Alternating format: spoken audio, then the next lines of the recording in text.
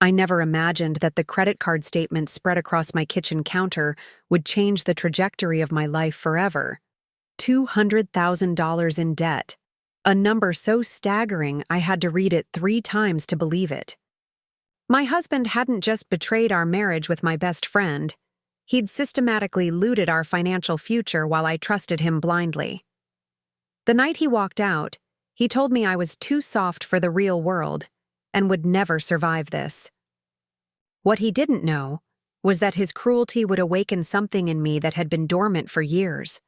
A fierce determination that would not only help me survive, but thrive in ways he never anticipated. This is the story of how I turned a devastating betrayal into the greatest opportunity of my life, and how just 4 weeks after he abandoned me with crushing debt, I walked into Meridian Technologies as his new supervisor. I'd love to know which corner of the globe you're watching from, and if this story speaks to you, make sure to subscribe. Tomorrow's video is one you absolutely can't miss. The relentless November rain pounded against the kitchen windows of our suburban Denver home, creating a gray curtain that blurred the world beyond. It was November 10th, 2024, a date now permanently etched in my memory. I stood frozen in place, my bare feet cold against the tile floor, staring at the chaos Nathan had left behind. Bank statements fanned across our granite counter like a deck of cards dealt by a cheating hand. Each one revealed a lie I'd never suspected during our 6 years of marriage. His platinum wedding band sat mockingly atop the pile, catching the dim overhead light, a deliberate final touch to his exit. My fingers trembled as I traced the numbers on a credit card statement I'd never seen before. $47,000 in charges to high-end restaurants, luxury hotels, and jewelry stores. The ink blurred through tears and I refused to let fall. I blinked them back, moving to the next statement, and the next. $200,000, I whispered to the empty kitchen, the magnitude of what I was seeing finally registering. That was the total across all the accounts: a second mortgage on our home, personal loans, credit cards in my name with perfect forged signatures. He hadn't just cheated on me emotionally, he'd systematically drained every financial resource we had. Earlier that evening, the truth had struck like a physical blow at Larkspur Coffee, where Andrea and I had shared countless conversations over 15 years of friendship. Tonight, her usually immaculate makeup was smudged, her hands unsteady as she slid a manila envelope across the scarred wooden table. Loan applications, credit card statements, a lease agreement for a condo in Cherry Creek, she'd said, her voice barely audible over the ambient chatter of the coffee shop. All bearing your signature, but you didn't sign them, did you? The coffee shop's warmth had suddenly felt stifling as I spread the documents before me. A $47,000 credit card I'd never applied for. $83,000 in personal loans, some dated back 3 years. A second mortgage on our house from 7 months ago, and a condo lease signed just 11 days earlier. My name alongside Nathan's in what I instantly recognized as his handwriting trying to mimic mine. "I can't do this anymore, Megan," Andrea had whispered, tears streaking her face. "I've been seeing him for 8 months. He said you knew about the loans, that you'd agreed to invest in his business ventures but wanted to keep your name off the paperwork. But last night I found these in his briefcase. You needed to see them." My cappuccino had grown cold, untouched, as the magnitude of their betrayal sank in. Nathan, my husband, the financial analyst I'd supported through his MBA, and Andrea, my confidant since college, building a future on stolen credit and forged signatures. "He's been planning to leave," Andrea had continued, her voice cracking. "The condo was supposed to be for us, but I can't be part of this. You're my best friend, Megan, or at least you were. I know I've ruined that forever." Driving. Home through the downpour, my mind had raced through the signs I'd missed. The late nights he'd claimed were client emergencies. The mysterious business trips that always seemed to coincide with Andrea's conferences. The way he'd taken over our finances 3 years ago with a reassuring smile. "Let me handle this burden, Meg." You focus on your work at Meridian. You're already stressed enough as a project manager. I'd trusted him because he was my husband. Because love was supposed to mean security. Because I believed in the partnership we'd built. Now I found Nathan in our home office, calmly packing files into his leather briefcase, his tailored navy suit pristine as if betrayal were just another day at the office. The sight of him so composed, so unbothered, snapped something inside me. Were you ever going to tell me? My voice sounded foreign, sharp-edged, cutting through the quiet. About the debt? About Andrea? About any of it? He looked up, and for a fleeting moment, surprise flickered across his angular face before settling into that familiar, patronizing smile I'd once found charming. Ah, Andrea finally grew a conscience, did she? He said, zipping the briefcase shut. 200,000, Megan? Don't be dramatic, it's just business. Investments need capital, and your credit score made everything so easy.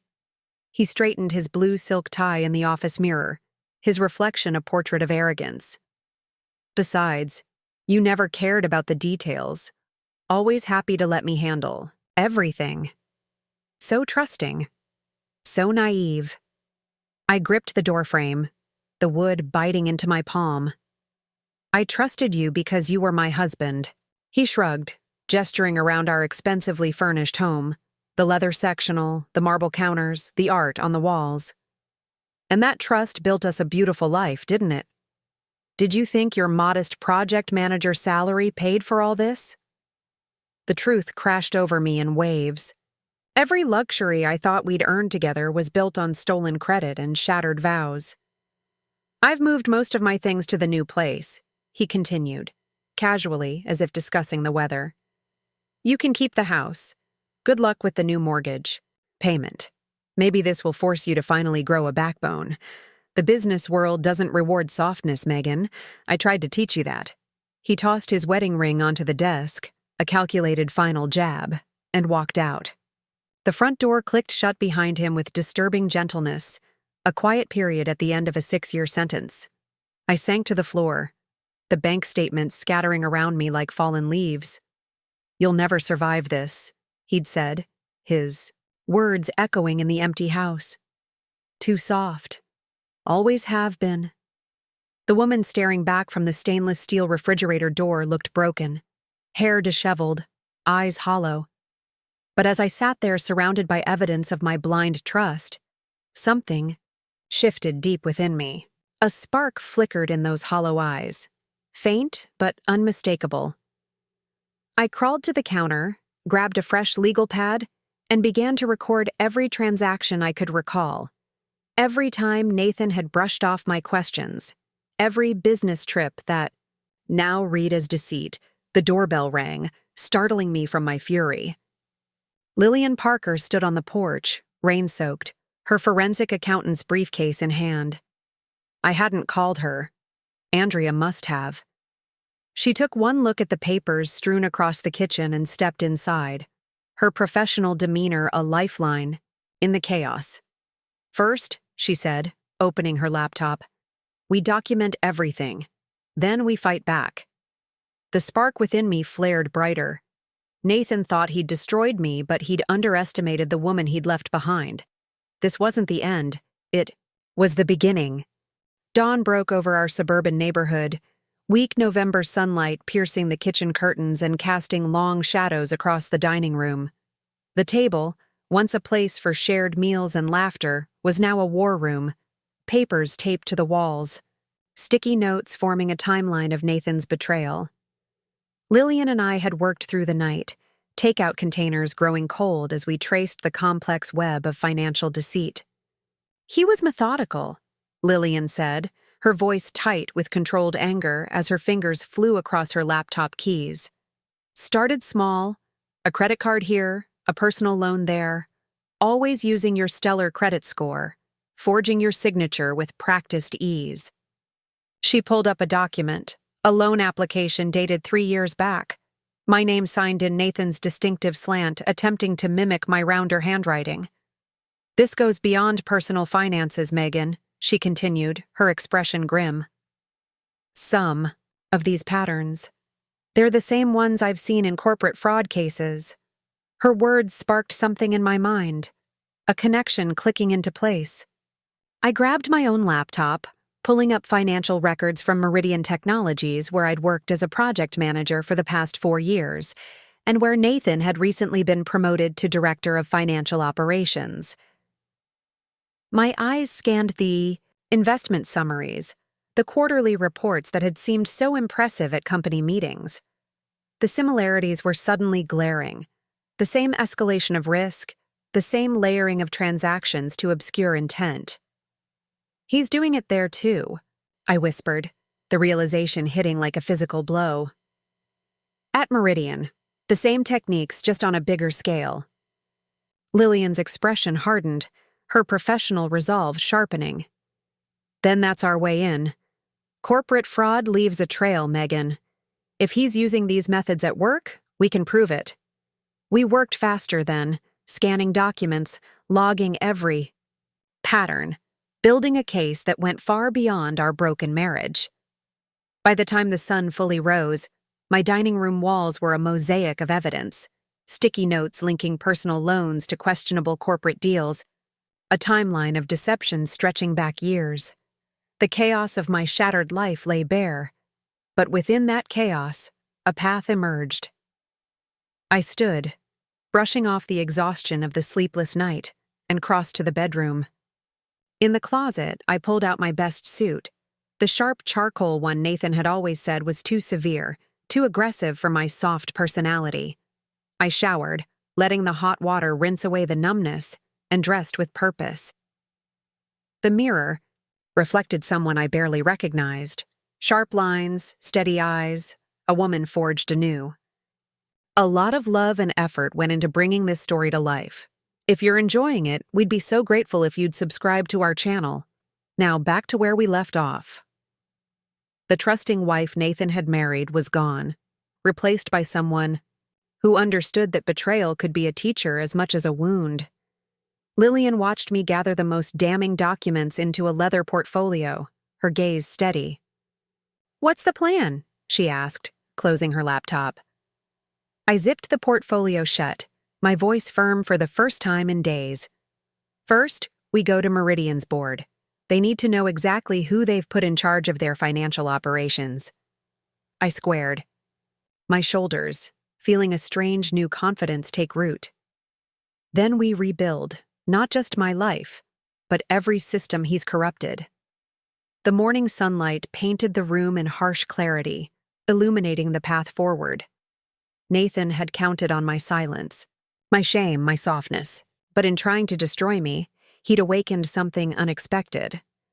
As I picked up my car keys, the weight of the $200,000 debt still loomed, but it no longer felt like an ending. Instead, it had become the first chapter in a story Nathan never saw coming, one where his biggest mistake wasn't the money he stole or the trust he betrayed, but his fundamental misunderstanding of the woman he'd married. The war room wasn't just a place of discovery. It was where I'd begun to fight back. And as I walked to my car, portfolio in hand, I knew with absolute certainty that Nathan's reckoning was coming, and it would arrive in a form he'd never expect. The Meridian Technologies headquarters loomed against the pale November sky, its glass and steel facade reflecting the morning sunlight. I'd passed through these doors countless times during my 4 years as a project manager, but today felt different. Today, I wasn't walking in as Megan Davis, the reliable team player known for smoothing conflicts and staying behind the scenes. Today, I carried the weight of a leather portfolio filled with evidence that could shatter the company's leadership structure. My hands trembled slightly as I adjusted my charcoal suit jacket, but my resolve remained steady. I bypassed the main entrance and circled to the executive parking garage, where Patricia Reynolds, Meridian's chief operating officer, would be arriving any minute. I texted her at 6:30 a.m., requesting an urgent meeting before the workday began, something I'd never done in all my years at the company. At precisely 7:05 a.m., Patricia's silver Tesla pulled into her reserved space. She emerged, elegant in her signature red blazer, surprise registering on her face when she spotted me waiting. "Megan," she called, tucking her designer briefcase under her arm. "Is everything all right?" Your message sounded serious. "We need to talk," I replied, my voice steadier than I expected. "Privately. It's about Nathan Sullivan and some concerning financial patterns I've discovered." Her expression shifted immediately from confusion to focused attention. Patricia had built her career on recognizing serious problems before they exploded, and something in my tone must have triggered that instinct. "My office. Now." She nodded toward the executive elevator, swiping her badge to grant us access to the top floor.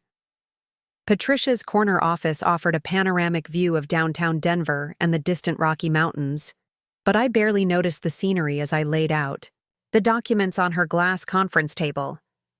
First, I showed her the personal evidence, the forged signatures, the fraudulent loans, the unauthorized accounts. "I discovered this 2 days ago," I explained, keeping my voice professional despite the personal pain behind every document. "But as I reviewed these patterns with my forensic accountant, we noticed disturbing similarities to some of Meridian's recent financial reports." Patricia's eyebrows rose as I methodically outlined the connections, pointing out how Nathan had used the same techniques of layered transactions and obscured reporting to hide questionable activities in both spheres. "The approval pathways for the Westridge acquisition," I continued, pulling up specific documents on my tablet. "Compare them to these personal loan applications. The signature patterns, the layering techniques, they're identical. He's been using the same methods to manipulate company finances that he perfected with my personal accounts." Patricia's expression remained carefully neutral, but her knuckles whitened as she gripped her coffee mug. As COO, she'd championed Nathan's promotion to Financial Operations Director 6 months ago, impressed by his seemingly innovative approach to capital management. "How much do you estimate is involved in the corporate situation?" she asked, her voice low and controlled. "Based on what I've found so far, at least $3.2 million in questionable transactions over the past year. Possibly more." She was silent for a long moment, studying the evidence spread before her. Then she reached for her phone and sent a text.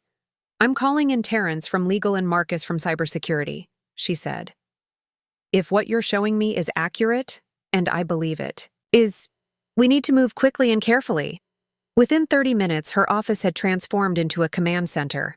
Terrence Webb, Meridian's stone-faced general counsel, reviewed my documentation with methodical precision, while Marcus Chen, head of cybersecurity, worked to secure Nathan's digital footprint before any evidence could be deleted. "We need to isolate this without tipping him off," Patricia stated, pacing the length of her office. "Board members will need to be informed, but carefully. If Nathan suspects we're investigating, he could cover his tracks or worse, take retaliatory action against the company." Marcus looked up from his laptop. "I've frozen his highest-level access credentials under the guise of a security protocol. Update: he won't be able to modify financial systems for at least 24 hours. Terrence closed the folder containing my evidence and fixed me with a penetrating stare. "Ms. Davis, I need to address something directly. Your personal situation with Mr. Sullivan creates a complex dynamic here. Some might question your motivations." I met his gaze without flinching. "I understand that, Mr. Webb. That's why every allegation I've brought is backed by documented evidence. This isn't about my marriage. It's about protecting Meridian from what I believe is systematic fraud," Patricia interjected. "Megan has been with us for 4 years with an impeccable record. Nathan for less than 2. Her concerns deserve full investigation on their merits." By 9:30 a.m., we'd established a secure investigation protocol. I would continue my regular work while secretly assisting Terrence and Marcus in building their case. The company would bring in an independent forensic accounting team, not mentioning that I already had Lillian working on the personal side of the equation. As our meeting concluded, Patricia walked me to the door, pausing before opening it. "Megan, I want to acknowledge something. It takes extraordinary courage to come forward like this, especially given the personal dimension. Many would have hidden in shame or sought revenge through destructive channels. I straightened my shoulders, feeling an unfamiliar confidence settle over me. Nathan told me I was too soft for the business world, but I'm discovering that there's a difference between being soft and being principled. One is a weakness he tried to exploit. The other is a strength he never saw coming. Patricia nodded, a hint of respect flashing in her eyes. Well said. Now, go about your day normally. We'll be in touch through secure channels only. As I walked to my own modest office on the 3rd floor, I passed the executive finance suite where Nathan would soon arrive, unaware that his carefully constructed house of cards had begun to collapse. The weight of the $200,000 debt still pressed on my shoulders, but for the first time since discovering his betrayal, I felt something unexpected taking its place. Purpose. The next week unfolded in a careful ballet of normal appearances and covert investigation. By day, I managed my team and attended regular meetings, occasionally encountering Nathan in the hallways or cafeteria. He would offer that same condescending smile, clearly believing I was drowning in the financial disaster he'd left behind. "Holding up okay, Megan?" he asked 3 days after my meeting with Patricia, cornering me by the coffee machine. "You look tired." His voice carried just enough volume for nearby colleagues to hear, a calculated public performance of concern from the ex-husband. "I'm fine, Nathan," I replied coolly, adding cream to my coffee with steady hands. "Just focused on work. The Peterson project is in its final phase." His eyes narrowed slightly at my composure, clearly expecting to find me visibly crumbling. "Well, that's good.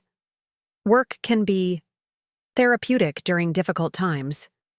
What he couldn't see were the late nights I spent with Terrence, Marcus, and the forensic team, meticulously tracing every questionable transaction through Meridian's financial labyrinth. We worked from a secure conference room in the building's rarely used West Wing, away from curious eyes and Nathan's awareness. By Friday evening, the picture had become crystal clear. Nathan had orchestrated a sophisticated scheme of misallocated funds, manipulated investment returns, and falsified performance metrics, all designed to boost his department's apparent success and fast-track his career advancement. The same techniques he'd used to build our seemingly luxurious lifestyle had been scaled up to corporate level, with potentially devastating consequences for Meridian if left unchecked. "The board needs to see this immediately," Patricia declared, reviewing our findings. "This goes beyond individual fraud. It's systematic deception that could damage our reputation with investors and clients if it ever became public." An emergency board meeting was scheduled for Monday morning. I spent the weekend with Lillian, refining our documentation and preparing for what would be the most important presentation of my career. "Are you ready for this?" Lillian asked Sunday night as we organized our materials at my dining room table. Facing the board is one thing. Facing Nathan when it all comes crashing down is another. I closed the last folder and looked up at the timeline still taped to my wall, the map of Nathan's betrayal that had now expanded into a comprehensive case against his professional deception. "A week ago, I thought I'd lost everything," I said quietly. "My marriage, my financial security, my future. But what I've discovered since then is that Nathan didn't just steal money. He stole my agency, my confidence, my belief in my own judgment. This isn't just about exposing him. It's about reclaiming those things." Lillian nodded, understanding in her eyes. "Well, from where I'm standing, you're doing a hell of a job at that reclamation project." Monday morning arrived with a clarity I hadn't felt in years. I dressed in my sharpest suit, charcoal gray with subtle pinstripes, a crimson blouse adding a bold touch Nathan would have discouraged as too aggressive for my supportive role at Meridian. My hair was pulled back in a sleek chignon, my minimal makeup applied with precision. The woman in the mirror looked formidable, focused, nothing like the soft wife Nathan had dismissed so casually. I arrived at Meridian headquarters at 7:30 a.m., an hour before the board meeting. The executive floor was quiet, only Patricia and Terrence already present, reviewing last-minute details in the boardroom. The forensic accountants finished their preliminary report at midnight, Patricia informed me, sliding a bound document across the table. It confirms everything we suspected and uncovers additional issues with the Miller portfolio. I flipped through the report, noting how thoroughly the independent investigators had validated our findings. This is comprehensive. There's no way to explain this away as misunderstanding or oversight. Exactly, Terrence agreed. Which brings us to the next question. How do we handle Sullivan when he arrives? He's scheduled to present the quarterly financial overview as the first agenda item. Patricia and I exchanged glances. Let him present, I suggested. Let him stand before the board and deliver his fabricated numbers. Then we follow with the truth. Terrence frowned slightly. That's dramatic. It's necessary, Patricia countered, understanding my strategy immediately. The board needs to witness the depth of his deception firsthand. Otherwise, there might always be questions about whether we overreacted or misinterpreted. By 8:25 a.m., the boardroom had filled with Meridian's leadership. 12 board members arranged themselves around the massive oak table, making small talk over coffee while waiting for the meeting to begin. Nathan arrived precisely at 8:28, immaculately dressed in a tailored navy suit, radiating confidence as he set up his presentation materials. He glanced in my direction, momentary surprise crossing his features before that familiar condescending smile appeared. Megan, interesting to see you here. I don't believe project managers typically attend board meetings. Before I could respond, Patricia stepped forward. I invited Megan specifically for today's agenda. She'll be presenting after your financial overview. Something flickered in Nathan's eyes, perhaps the first inkling that something wasn't right, but his professional mask quickly reasserted itself. Of course, always good to have diverse perspectives. At precisely 8:30 a.m., Board Chairman William Foster called the meeting to order, nodding to Nathan to begin his presentation. For the next 20 minutes, I watched as Nathan delivered a masterful performance, outlining Meridian's supposed financial triumphs under his leadership. Charts displayed impressive growth trends, pie graphs illustrated optimized resource allocation, and bar graphs showed benchmark-beating returns. The board members nodded appreciatively, several making notes as Nathan detailed his innovative approaches to capital management. Had I not known the truth behind the numbers, I too would have been impressed by the picture he painted. And so, Nathan concluded with practiced humility, while we've made significant progress in optimizing Meridian's financial operations, I believe we're just beginning to unlock the potential of our innovative approach to capital management. Chairman Foster led a round of approving nods. Impressive work, Sullivan. The growth metrics are particularly encouraging. Any questions? From the board before we move to the next item. A few routine questions followed, each showcasing Nathan's apparent mastery of financial minutiae. His answers were smooth, confident, the performance of a man who believed himself untouchable. If there are no further questions, Chairman Foster continued, I believe Patricia has arranged for an additional presentation. Patricia stood, her expression carefully neutral. Yes, thank you, Chairman. Today we have a special briefing from Megan Davis, who leads our Peterson project team. Megan has uncovered some information relevant to our financial operations that requires immediate board attention. Nathan's expression remained pleasant, though I noticed his knuckles whitening slightly as he gripped his pen. He clearly hadn't anticipated my involvement extending beyond mere presence.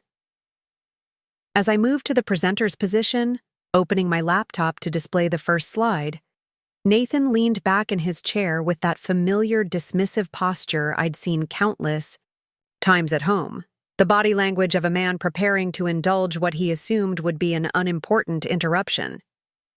Good morning, I began, my voice steady and clear. What I'm about to present may be difficult to process, but it's supported by extensive documentation and independent verification. I clicked to the first slide, a side-by-side comparison of Nathan's reported investment returns and the actual verifiable numbers. For the past 14 months, Meridian's financial reports have contained critical discrepancies between reported and actual performance. I moved methodically through the evidence, highlighting the systematic pattern of deception Nathan had constructed. With each new slide, the atmosphere in the boardroom shifted palpably. Board members leaned forward, expressions morphing from confusion to concern to outright alarm. Nathan's casual posture had vanished, replaced by a rigid tension I recognized from our confrontation at home. These falsified reports aren't isolated incidents, I continued, moving to the most damning evidence. They represent a systematic approach to financial misrepresentation that mirrors techniques used in personal financial fraud. I briefly outlined the personal dimension, the forged signatures, the fraudulent loans, the pattern that had begun in our household finances and expanded to corporate scale. The board members' expressions hardened further, several turning to stare openly at Nathan, whose face had drained of color. "This is absurd," he finally interrupted, his voice tight with controlled fury. "These allegations are clearly motivated by personal vendettas following our separation. Megan has no financial expertise to make these assessments, which is why we engaged Callaway Forensic Accounting to conduct an independent investigation," Patricia interjected smoothly, signaling to Terrence, who distributed copies of the bound report. "Their preliminary findings confirm everything Ms. Davis has presented." For the next hour, the boardroom transformed into an intense examination of the evidence. Independent experts were called in via video conference. Digital forensic specialists verified the audit trail, and Nathan's carefully constructed facade crumbled before my eyes. By 11:30 a.m., Chairman Foster had heard enough. "In light of this evidence, I am calling for an immediate vote on the suspension of Mr. Sullivan pending full investigation and the appointment of an interim director of financial operations." The vote was unanimous. Nathan sat motionless, his expression a mixture of shock and fury as security was discreetly summoned to escort him from the building. As he gathered his belongings, his eyes locked with mine across the boardroom. "You've made a serious mistake," he said, his voice low and threatening. "You have no idea what you're doing." I met his gaze without flinching. "That's where you're wrong, Nathan. For the first time in years, I know exactly what I'm doing." After Nathan was escorted out, the board meeting continued with urgent discussions about damage control, client communication, and interim leadership. As these conversations unfolded, Patricia slid a folder across the table toward me. "Given the circumstances," she said, her voice carrying clearly over the ongoing discussions, "I propose we implement our emergency succession protocol. We need someone with intimate knowledge of both the situation and Meridian's operations to assume interim control of the financial department while we conduct a proper search." Chairman Foster nodded thoughtfully. "Do you have a recommendation?" Patricia's eyes met mine. "I do. I believe Megan Davis is uniquely qualified for this role." Stunned silence fell over the room, no one more surprised than me. Before I could respond, Patricia continued. "Megan has demonstrated exceptional analytical skills, ethical integrity, and a deep understanding of the issues at hand. Her background in project management means she understands our operational needs from the ground up.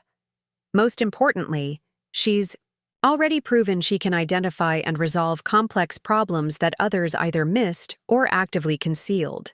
The board members exchanged glances, several nodding slowly as they considered the proposal. "It's unorthodox," Director Hamilton noted. "Moving from project management directly to department leadership." "These are unorthodox circumstances," Patricia countered, "and sometimes a crisis reveals capabilities that might otherwise remain hidden." After a brief discussion, Chairman Foster called for a vote. The result was 10-2 in favor of my appointment as interim director of financial operations, effectively making me Nathan's replacement and his superior, should he ever return to Meridian in any capacity. As the meeting adjourned, I remained seated, processing the whirlwind of events. In the span of just 2 weeks, I had gone from a betrayed wife drowning in fraudulent debt to a department leader responsible for cleaning up the financial mess Nathan had created. Patricia approached as the boardroom emptied, placing a hand lightly on my shoulder. "The real work begins tomorrow. Are you ready for this?" I thought about the $200,000 debt still hanging over my head, the personal and professional challenges ahead, and the long road to rebuilding what Nathan had tried to destroy. "Yes," I replied, surprising myself with the absolute certainty in my voice. "I'm more than ready." As I gathered my materials to leave, my phone buzzed with a text from Lillian. "How did it go?" I typed a simple reply that would have been unimaginable just days before. "He's out. I'm his boss now. The rebuild begins." The morning after the board meeting, I arrived at Meridian Technologies headquarters at 6:15 a.m., nearly 2 hours before most employees would begin their day. The security guard did a double-take as I approached the executive elevator with my new access badge. "Good morning, Ms. Davis," he said, his surprise poorly concealed. "Congratulations on the new position. News traveled fast at Meridian." "Thanks." "You, Roy?" I replied, stepping into the elevator. "It's going to be an interesting transition." The doors closed, and I watched the numbers climb to the executive floor where Nathan's former office awaited me. My office now. The thought still felt surreal. The executive suite was silent and dimly lit. I walked past Patricia's office, still dark this early, and continued down the hallway toward the glass-walled space that had been Nathan's domain. His nameplate had already been removed. Meridian's facilities team worked quickly, leaving a blank slate on the door. I flipped on the lights and surveyed what was now my territory. The corner office was impressive by design, floor to ceiling. Windows offering panoramic views of Denver, custom walnut furniture speaking to status and permanence, and an oversized desk positioned to intimidate anyone seated across from it. Nathan had carefully curated the space to project power, from the minimalist decor to the strategic placement of his MBA diploma and financial certifications. Setting my bag on the desk, I didn't immediately sit in the executive chair. Instead, I circled the space, taking inventory of what remained after security had escorted Nathan out yesterday. The personal items were gone: the golf trophies, the vacation photos, the vintage Scotch collection. But the filing cabinets remained untouched, sealed with security tape pending forensic review. My phone buzzed with a text from Marcus in cybersecurity. "Digital forensics team arriving at 7. Complete lockdown of Sullivan's electronic footprint achieved. You'll want to see what we found in the encrypted partition." I texted back a quick acknowledgement and finally settled into the executive chair, the leather still stiff and unyielding. On the desk sat a folder labeled "Transition Brief Confidential" that Patricia must have left for me. Opening it revealed a detailed overview of my immediate responsibilities, the status of critical financial operations, and a list of key personnel I would now supervise. At the bottom of the page, Patricia had handwritten, "Leadership isn't about the office or the title. It's about seeing what needs to be done and having the courage to do it. You've already demonstrated both." P. The note steadied me. I wasn't here because of luck or circumstance, but because I'd taken action when it mattered most. By 7:30 a.m., my quiet morning of preparation had transformed into organized chaos. Marcus arrived with his digital forensics team, setting up specialized equipment to analyze Nathan's corporate devices and cloud accounts. Terrence from legal brought in 2 paralegals to begin reviewing contract authorizations. Patricia stopped by briefly to check on the progress and introduce me to Vanessa Wright, the senior financial analyst who had worked directly under Nathan. Vanessa's expression was, a mixture of wariness and relief as we shook hands. "Congratulations on the appointment, Ms. Davis," she said formally, her posture rigidly professional. "Thank you, Vanessa. And please, call me Megan," I replied, gesturing for her to take a seat. "I suspect you and I will be working very closely in the coming weeks." Patricia excused herself, and I turned my full attention to Vanessa. "I'd like to speak candidly," I began. "I know this transition is unexpected. I also suspect that working under Nathan may have put you in some difficult positions." Vanessa's carefully maintained facade cracked slightly, her shoulders tensing. "I'm not sure what you mean." "You were responsible for preparing most of the financial analyses that went to the board, correct?" I asked, keeping my tone conversational rather than accusatory. She nodded cautiously. "Those reports contained significant discrepancies between actual and reported figures," I continued. "As the senior analyst, you would have been aware of at least some of those inconsistencies." Vanessa's gaze dropped to her hands, which had begun to twist nervously in her lap. "Mr. Sullivan had specific expectations about how data should be presented. Expectations that prioritized optics over accuracy," I suggested gently. Her eyes snapped up to meet mine, a flash of defiance breaking through her caution. I raised concerns twice. The first time, he explained it away as strategic presentation for investor confidence. The second time? She trailed off, the defiance fading. "The second time?" I prompted. "He reminded me that my position depended on his approval, and that I had a substantial student loan burden that required my current salary." Her voice was barely audible.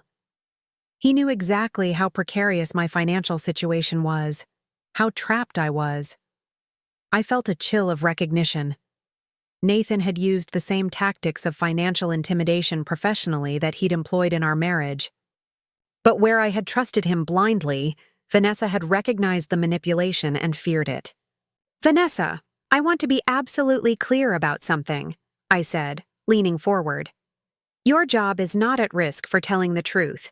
In fact, your insights are essential to untangling what happened here." Her expression remained skeptical. "With respect, Ms. Davis, Megan, you've been appointed on an interim basis. When a permanent director is named, any protection you offer could disappear." It was a fair point. Corporate memories were short, and whistleblowers often found themselves sidelined even after the dust settled. "I understand your concern," I acknowledged, "which is why everything you share will be documented through proper channels with legal present. Your cooperation will be formally recognized as instrumental to corporate recovery efforts." She considered this, weighing her options. "And if there were instances where I participated in preparing misleading materials under direct instruction? Documented coercion is different from willing participation," I replied. "Terrence can brief you on the legal protections available." I paused, recognizing that clinical assurances weren't enough. "Vanessa, Nathan used people's vulnerabilities against them. I understand that better than anyone. This is your opportunity to reclaim your professional integrity." Something shifted in her expression, a decision being made. She reached into her tablet case and removed a small external drive. "I kept copies," she said quietly. "Every time he instructed me to modify figures, I saved both versions, the originals and the improved reports. I told myself it was professional diligence, but really, I knew someday someone would need to know the truth." I accepted the drive, recognizing it for what it was, not just evidence but an act of trust. "Thank you. This will help tremendously." As Vanessa left to meet with Terrence, Marcus entered with a troubled expression. "We've found something concerning," he said without preamble. The encrypted partition contained a secondary accounting system, completely separate from Meridian's official records. "Show me," I replied, following him to where his team had set up their equipment. On the screen, Marcus displayed an elaborate spreadsheet structure labeled Performance Enhancement Protocol. "It's essentially a shadow book," he explained, navigating through the files. It tracks the real numbers versus the reported ones, but there's more. He clicked through to another folder. These appear to be records of external transactions, money, moving to accounts not affiliated with Meridian's approved financial partners. I leaned closer, scanning the entries.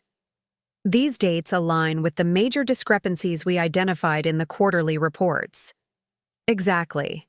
And look at the account designations. He highlighted a column of coded identifiers.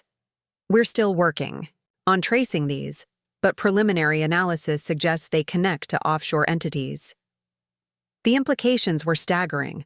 What we'd initially identified as financial misrepresentation, serious enough on its own, now appeared to involve actual misappropriation of funds. How much are we talking about? I asked, dreading the answer. Marcus grimaced. Based on what we've decoded so far, approximately 7.4 million over 18 months. The figure hit me like a physical blow. This wasn't just about inflated performance, metrics, or misrepresented growth trends. Nathan had been systematically siphoning company funds into external accounts. We need to inform Patricia and the board immediately, I said, already reaching for my phone, and contact the FBI. This crosses the line from corporate fraud into criminal territory. The next few hours passed in a blur of urgent meetings and legal consultations.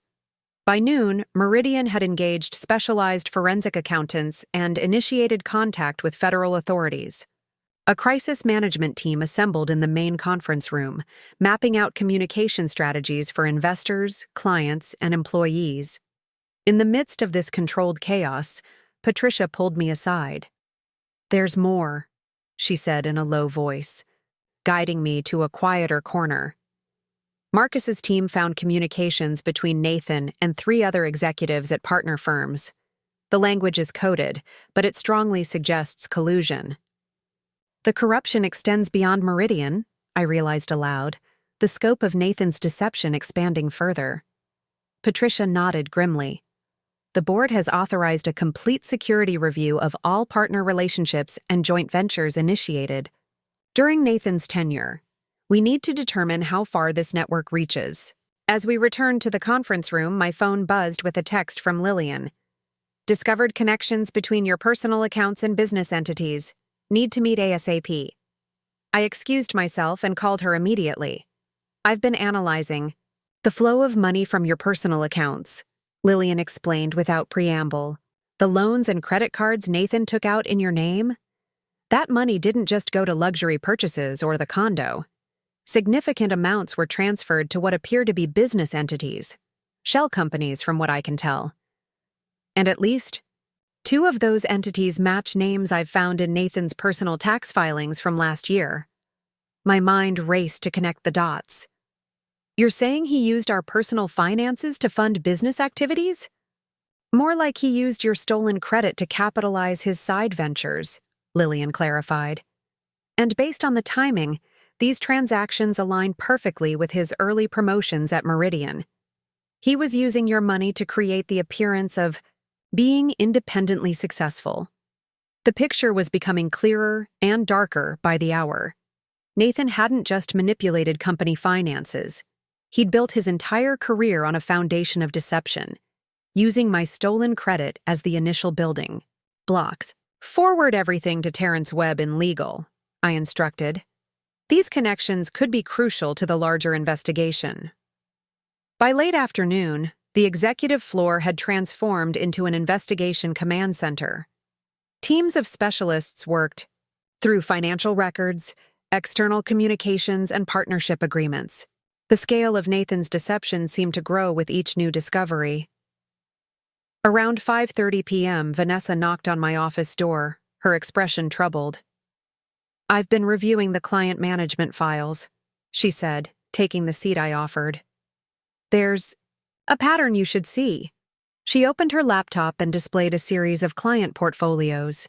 These 5 clients, all with substantial investments, were personally managed by Nathan. Their quarterly statements show exceptional returns, consistently outperforming market benchmarks. The same pattern he used in the general financial reports, I noted. Yes, but there's more. She navigated to another screen. These clients all have something in common beyond their high net worth. They're all connected to executive positions at regulatory bodies or financial oversight committees.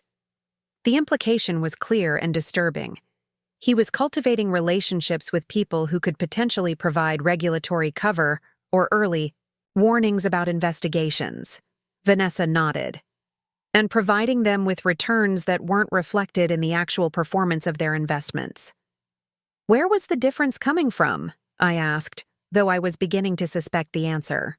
Based on the transaction patterns, it appears he was using new client investments to supplement the returns of these priority relationships. Essentially, a Ponzi scheme, I finished for her, the gravity of the situation sinking in. He was running a Ponzi scheme within Meridian's legitimate business operations. The revelation sent me back to Patricia's office, where she and Terrence were coordinating with outside counsel. "We need to notify those clients immediately," Terrence insisted after I shared Vanessa's findings. "The legal exposure here is enormous." Patricia rubbed her temples, the strain of the day evident in her posture. "Agreed, but we need to approach this delicately. These aren't just any clients. They're individuals with significant influence in regulatory circles." "Which is precisely why Nathan targeted them," I pointed out. "He wasn't just securing his position at Meridian. He was building a protection network against potential scrutiny." The three of us worked late into the evening, developing a strategy for containing the damage while meeting our legal obligations. The complexity of Nathan's deception was staggering. Layers of financial manipulation spanning personal and corporate spheres, all designed to enrich himself while creating the illusion of legitimate success. As we prepared to leave around 10 p.m., Patricia paused at the door. "When you first came to me with your concerns, I thought we were dealing with an isolated case of corporate fraud. I never imagined that it would lead to uncovering a multi-million-dollar criminal enterprise," I finished for her. "Neither did I. I just wanted to understand how the man I married could betray me so completely." She gave me a thoughtful look. "Some people might have crumbled under the personal betrayal alone. Instead, you've helped uncover one of the most sophisticated financial schemes I've seen in my 20-year career." I thought about how Nathan had dismissed me as too soft for the business world, how he'd built his entire strategy around the assumption that I would collapse under the weight of the debt he left behind, too ashamed and overwhelmed to fight back. "Nathan underestimated me," I said simply. "He saw what he expected to see, a trusting wife who lacked the financial acumen to understand what he was doing. He never considered that trust and ethics aren't weaknesses to be exploited, but principles that guide how you respond when that trust is broken." The next morning brought fresh challenges. News of Nathan's suspension had begun to circulate through the company, sparking speculation and concern. Patricia had scheduled an all-staff meeting for 10 a.m. to address the situation without revealing sensitive details of the ongoing investigation. As I prepared my talking points for the meeting, my office phone rang. "Megan Davis," I answered, still unused to taking calls from the executive office. "Ms. Davis, this is reception. There's a Mr. Sullivan here demanding to speak with you. He doesn't have an appointment, and security has been notified, but he's becoming insistent." My heart raced at the news, but my voice remained steady. "Have security escort him to conference room C on the executive floor. Alert Terrence Webb, and ask him to join us. I'll be there in 5 minutes." I hung up and took a deep breath, steadying myself for the confrontation to come. Nathan hadn't simply accepted his suspension, and knowing what we'd uncovered about the scale of his schemes, his desperation made perfect sense. As I gathered my tablet and straightened my suit jacket, I caught my reflection in the office window. The woman looking back at me bore little resemblance to the shattered wife who had stared at bank statements in stunned disbelief just 2 weeks ago. In her place stood someone stronger, more confident, someone who had discovered that surviving betrayal could forge an unexpected kind of power. I texted Patricia a quick update about Nathan's appearance and headed for conference room C, prepared to face the man who had tried to destroy me, but had instead set me on a path to discovering my own capabilities. The $200,000 debt he'd left me with hadn't broken me. It had become the first thread I'd pulled to unravel his entire web of deception. The time had come for Nathan to confront the consequences of his gravest miscalculation, underestimating the woman he thought he knew better than anyone else. Conference room C was deliberately underwhelming compared to the main boardroom, a tactical choice I'd made when directing security where to escort Nathan. The space was functional, but lacked the imposing grandeur he'd grown accustomed to as a department director. No mahogany table, no floor-to-ceiling windows, no sophisticated presentation system, just a standard meeting table, basic chairs, and fluorescent lighting that cast an unflattering glow. When I entered, Nathan was pacing the length of the small room. He'd dressed for battle in his most expensive suit, the charcoal Tom Ford he reserved for high-stakes meetings. His hair was perfectly styled, his cufflinks gleaming, but the composed facade couldn't hide the tension radiating from him. He spun toward the door as I entered, his expression cycling rapidly from anger to calculated charm, a transition I'd witnessed countless times during our marriage. "Megan," he said, forcing a smile that didn't reach his eyes. "This ridiculous situation has gone far enough. We need to talk." I remained in the doorway, deliberately maintaining distance. "That's Ms. Davis in this building, Nathan, and any conversation between us should happen with legal representation present." His smile tightened. "Come on, Meg. We both know this is just an emotional reaction to our personal situation. Let's not pretend this is about Meridian." Before I could respond, Terrence entered the room, his expression professionally neutral as he set his briefcase on the table. "Mr. Sullivan," he acknowledged with a curt nod, "I'm here to remind you that as per the terms of your suspension, you're not permitted on company premises without prior authorization." Nathan's charm evaporated instantly. "I don't need permission to enter the building where I run financial operations." "Ran," I corrected quietly. "Past tense."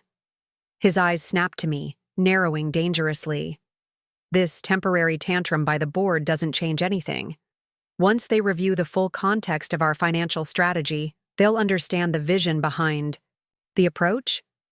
I took a seat at the table, arranging my tablet and notepad with deliberate calm. "Is that why you're here? To explain your vision for the $7.4 million transferred to offshore accounts? Or perhaps to elaborate on the shadow accounting system we discovered yesterday?" The color drained from his face momentarily before he regained his composure. "You're out of your depth, Megan.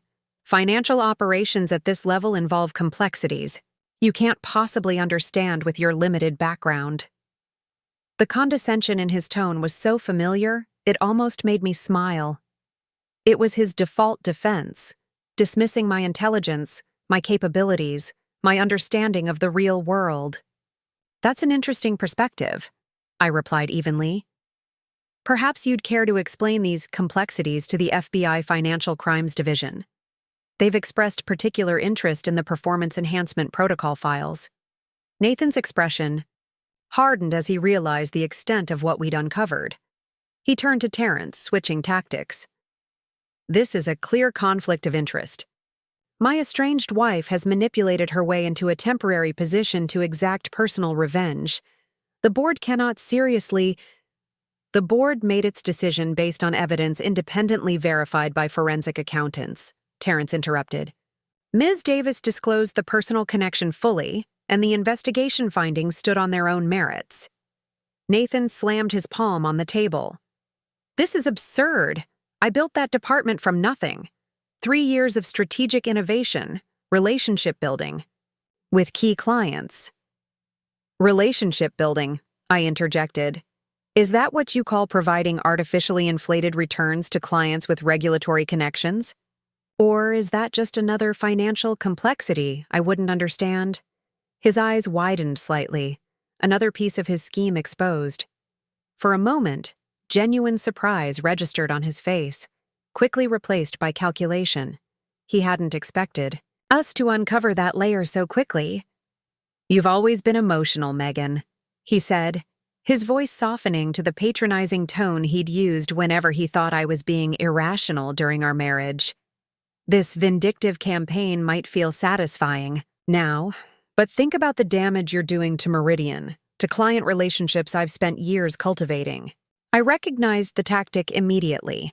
Emotional manipulation wrapped in false concern for the greater good. How many times had he used this approach to make me question my own judgment? "Your concern for Meridian is touching," I replied, "particularly given that you've exposed the company to potential regulatory action, civil liability, and criminal prosecution. As for damaged relationships..." I paused, letting the professional context and personal subtext hang in the air between us. "Some things can't be repaired once trust is broken." The door opened again as Patricia entered, her presence adding another layer of authority to the room. Nathan straightened immediately, shifting his demeanor once more. "Patricia," he greeted her with forced collegiality. "I'm glad you're here. This situation has clearly spiraled due to misunderstandings and personal issues that have no place in corporate decisions." Patricia took the seat beside me, her expression coolly professional. "There's no misunderstanding, Nathan. The forensic accounting team has provided preliminary findings to the board this morning. The evidence of financial misconduct is substantial and growing by the hour. Every innovative approach looks questionable when examined out of context," he countered. "If you'd allow me to explain the strategic rationale..." "The context is quite clear," Patricia cut him off. "Falsified reports, misappropriated funds, shadow accounting systems, client manipulation, and that's before we address the concerns that overlap with your personal financial activities." Nathan's eyes flicked to me. "She's poisoned the well. Can't you see that? This is a personal vendetta masquerading as corporate concern." "Actually," Terrence interjected, "the connection between your corporate and personal financial activities emerged from standard forensic protocols. The investigation team identified the pattern before Ms. Davis provided additional context from her personal experience."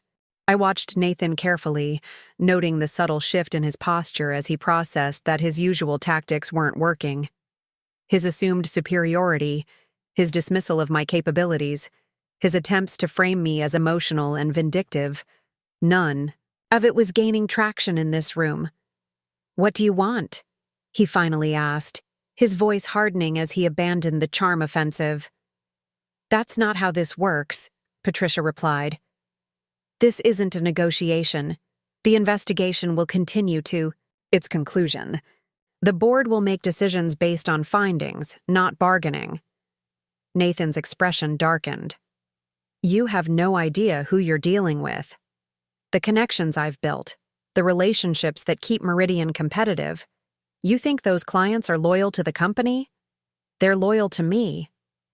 The threat was barely veiled, and I recognized it as Nathan's last defensive maneuver, the implication that he was too valuable, too connected to lose.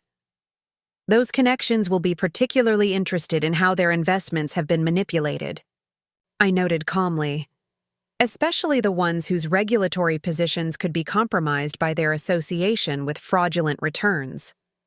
For the first time, Nathan looked genuinely unnerved.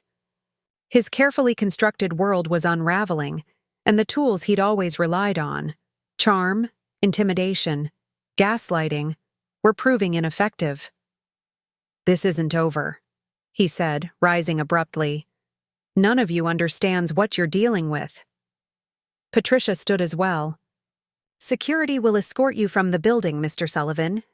Any further communication should be directed through your legal representation to Meridian's general counsel." As security officers appeared in the doorway, Nathan locked eyes with me, one final time. "You think you've won something, don't you?" he asked, his voice low enough that only I could hear. "Playing CEO in my office, wearing your power suit, pretending you belong in this world. We both know the truth. You're still the same pathetic, trusting fool who never questioned a single financial decision I made for 6 years. I met his gaze steadily. You're right about one thing, Nathan. I did trust you completely.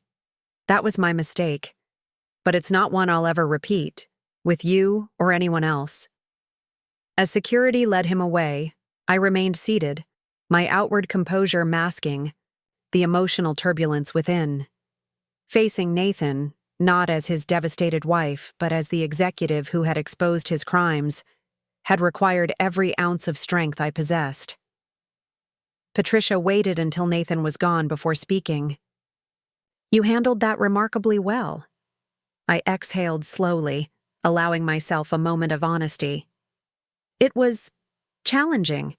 He's always been skilled at making me doubt myself. That's how manipulators maintain control, Terrence observed. They target your confidence, your understanding of reality. Patricia nodded thoughtfully. The board meeting starts in 40 minutes. Are you prepared to present the latest findings?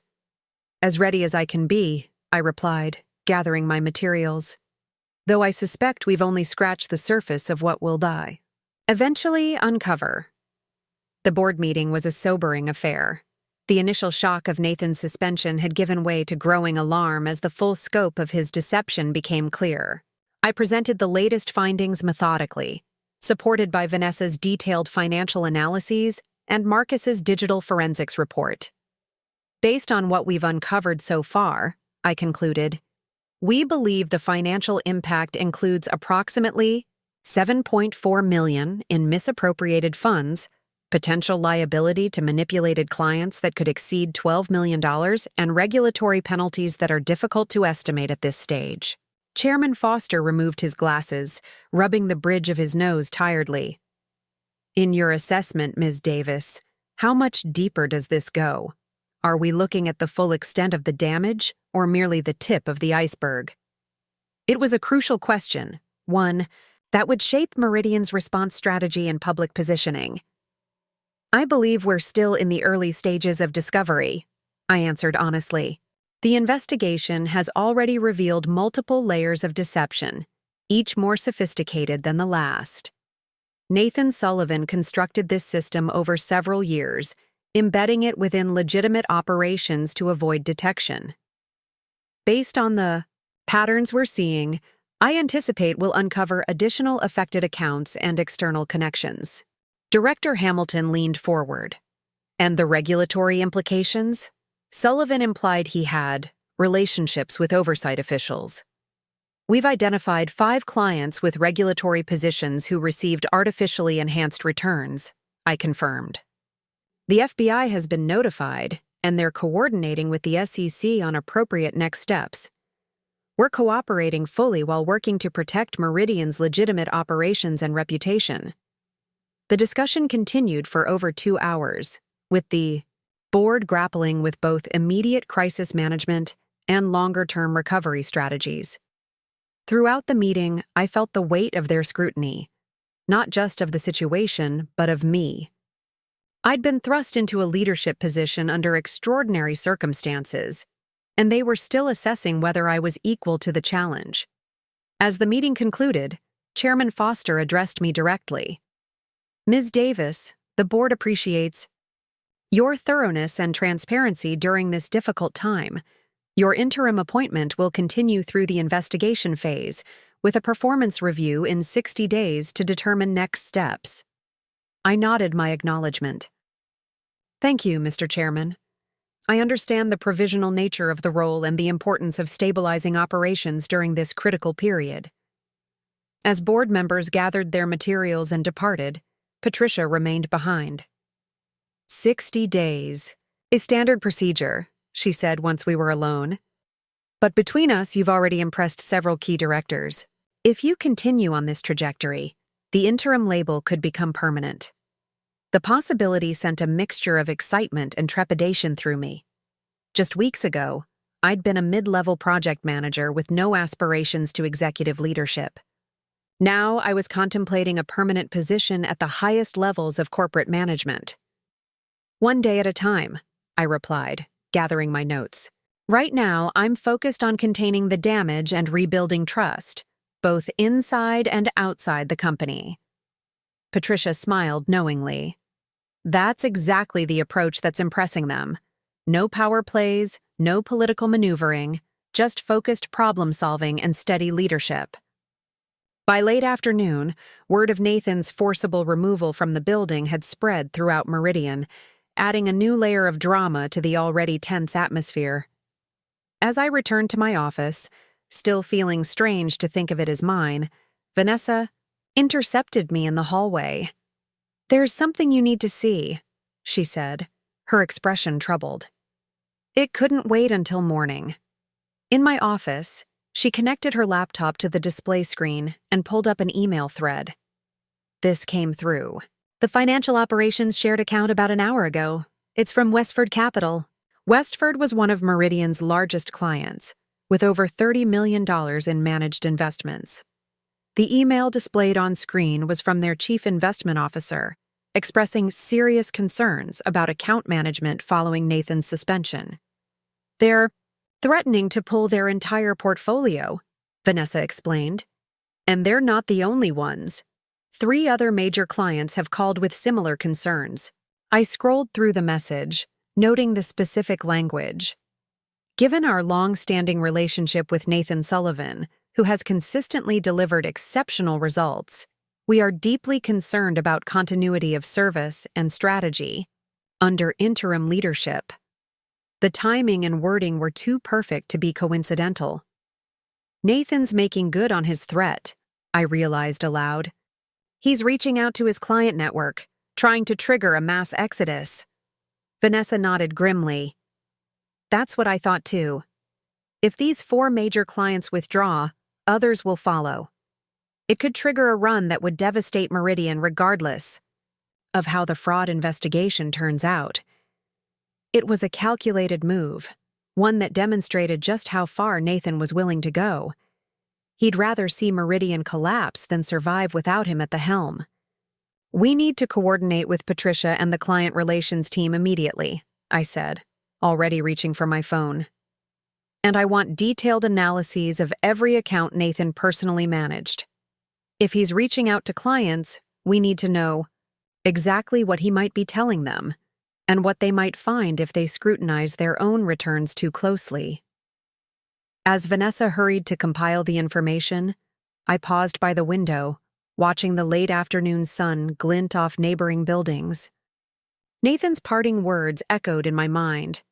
This isn't over. He was right about that, but not in the way he intended. This wasn't a simple corporate fraud case anymore. It wasn't even about the personal betrayal that had started it all. It had evolved into something more significant, a battle not just for Meridian's survival, but for the principles that should govern business relationships and personal ones. Nathan had built his entire career on the exploitation of trust. Mine, Meridian's, clients, colleagues. He'd assumed that his schemes would remain hidden because people trusted too easily and questioned too little. He'd counted on the embarrassment and self-doubt of his victims to keep them silent. But as I turned back to my desk, preparing to counter his latest attack, I recognized that Nathan's greatest miscalculation was fundamental. He'd confused trust with weakness, ethical restraint with lack of resolve. The same values he'd dismissed as softness were now the foundation of the response that would ultimately defeat him. My phone buzzed with a text from Lillian. "Found something big in the personal accounts. Pattern suggests identity theft beyond just your accounts. Multiple victims. Call ASAP." The scope continued to widen. This wasn't just about saving Meridian or resolving my own $200,000 debt anymore. It was about stopping a pattern of exploitation that had affected countless others. As I dialed Lillian's number, I felt a renewed sense of purpose. Nathan had inadvertently set in motion events that would define the next chapter of my life, not as his victim, but as the architect of a system that would make such exploitation impossible in the future. The following morning, I convened emergency meeting in the crisis management room we'd established on the executive floor. The space had transformed over the past few days.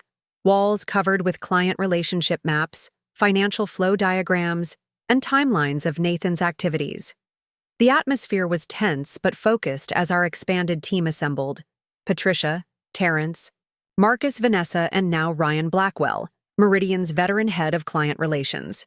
4 major clients are threatening to withdraw their portfolios, I began without preamble. Collectively, they represent nearly $70 million in managed assets. Based on the timing and similar language in their communications, we believe Nathan is orchestrating this from the outside. Ryan nodded grimly. Westford Capital's CIO has known Nathan for years. Golf buddies, vacation together. Same with Pinnacle Investments. These relationships go beyond professional connections. Which makes them all the more dangerous, Patricia added. Nathan knows exactly which buttons to push with each client. I pulled up the detailed analysis Vanessa had prepared overnight. Here's what we've found. Every client threatening withdrawal shows irregularities in their reported returns. They've all received the same preferential treatment in Nathan's system. Artificially enhanced performance figures that don't match actual market performance. So they're either complicit or being manipulated, Terrence observed. Most likely the latter, I replied. Nathan positioned himself as their financial champion, delivering exceptional returns that made them look good to their stakeholders. They trusted him completely, just as I did in our personal finances. Ryan leaned forward. So what's our strategy? If we reveal the truth about their portfolio's actual performance, they'll still leave, possibly even faster. It was the central dilemma we faced. Transparency might be ethically correct, but it could trigger exactly the client exodus Nathan was trying to create. We need to reframe the narrative, I said, an approach taking shape in my mind. Not as a crisis they should flee, but as a vulnerability we're helping them address before it becomes public. I turned to the whiteboard and began outlining a 3-part strategy. First, we request emergency one-on-one meetings with the leadership of each concerned client, today if possible, not by phone or video, but in person. Second, we come prepared with 2 sets of documents, the accurate performance data of their investments and evidence that Nathan was operating a sophisticated scheme affecting multiple clients. Third, we offer them a partnership in the solution, a confidential restructuring of their portfolios with enhanced oversight and transparency, positioned as proactive risk management rather than damage control. Patricia studied the approach thoughtfully. It's risky. If even one client reacts badly, we could accelerate the very crisis we're trying to prevent. We start with Westford, I suggested. Thomas Chen, their CEO, has a reputation for ethical leadership. If we can bring him on board, others will follow. Ryan still looked skeptical. And what if they ask why they should trust Meridian at all if this happened under our watch? We tell them the truth, I said simply. That we uncovered the irregularities ourselves, initiated the investigation, are cooperating fully with authorities, and have implemented new safeguards to prevent similar situations. Transparency is our only path to rebuilding trust. After discussion refining the approach, our team mobilized quickly. Ryan secured meetings with the leadership of all 4 wavering clients, starting with Westford Capital that afternoon. Vanessa prepared detailed portfolio analyses showing both the reported and actual performance figures. Terrence drafted confidentiality agreements to protect both Meridian and the clients during this sensitive transition. As the team dispersed to their tasks, Patricia remained behind. This approach puts a lot of weight on your shoulders, she observed. You'll need to personally lead these meetings to be effective. I nodded, acknowledging the pressure. I'm the living embodiment of both deception and recovery. If I can rebuild after what Nathan did to me personally, it makes the path forward for Meridian more credible. It's not just that, Patricia said, her expression thoughtful. You have an unusual capacity to discuss painful truths without either minimizing them or being crushed by them. It's rare in corporate leadership, especially in finance, where the instinct is usually to deny, deflect, and distance. Her observation caught me off guard. I'd never considered that the personal growth forced by Nathan's betrayal might translate into an executive strength. 3 weeks ago, I couldn't have done this, I admitted. But losing everything has a clarifying effect.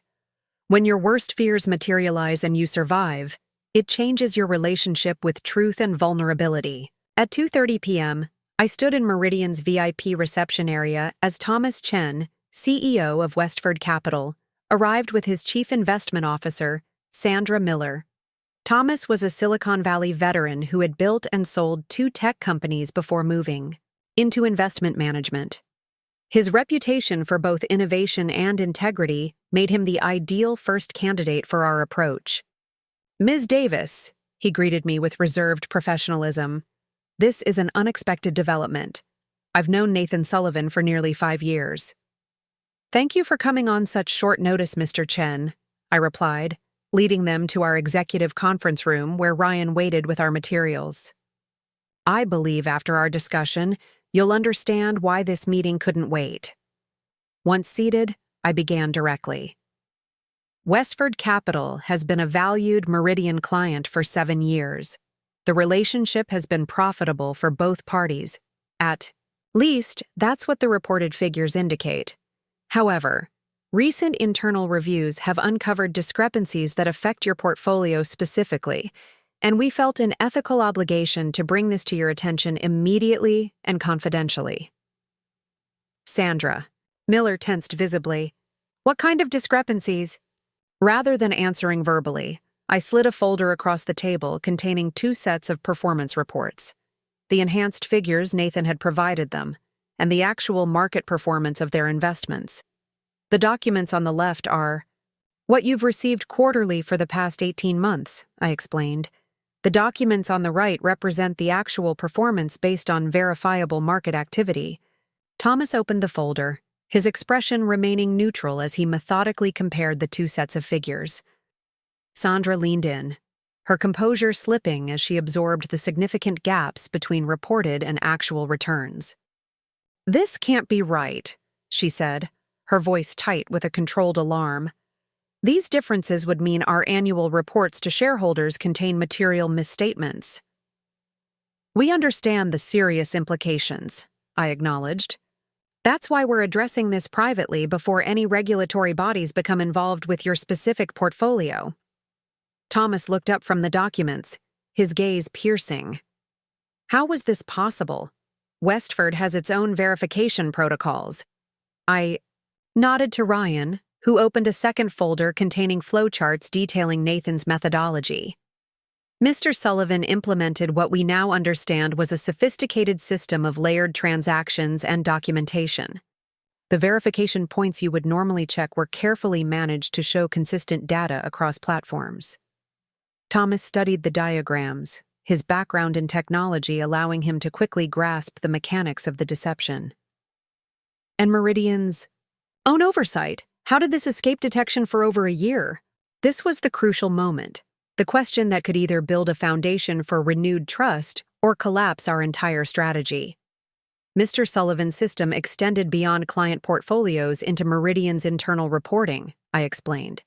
The same techniques used to enhance client returns were used to mask these activities from standard auditing processes. I paused, then added, "Additionally, he cultivated strategic relationships with individuals who might otherwise have raised concerns." "Including me," Sandra acknowledged quietly, a flush spreading across her face.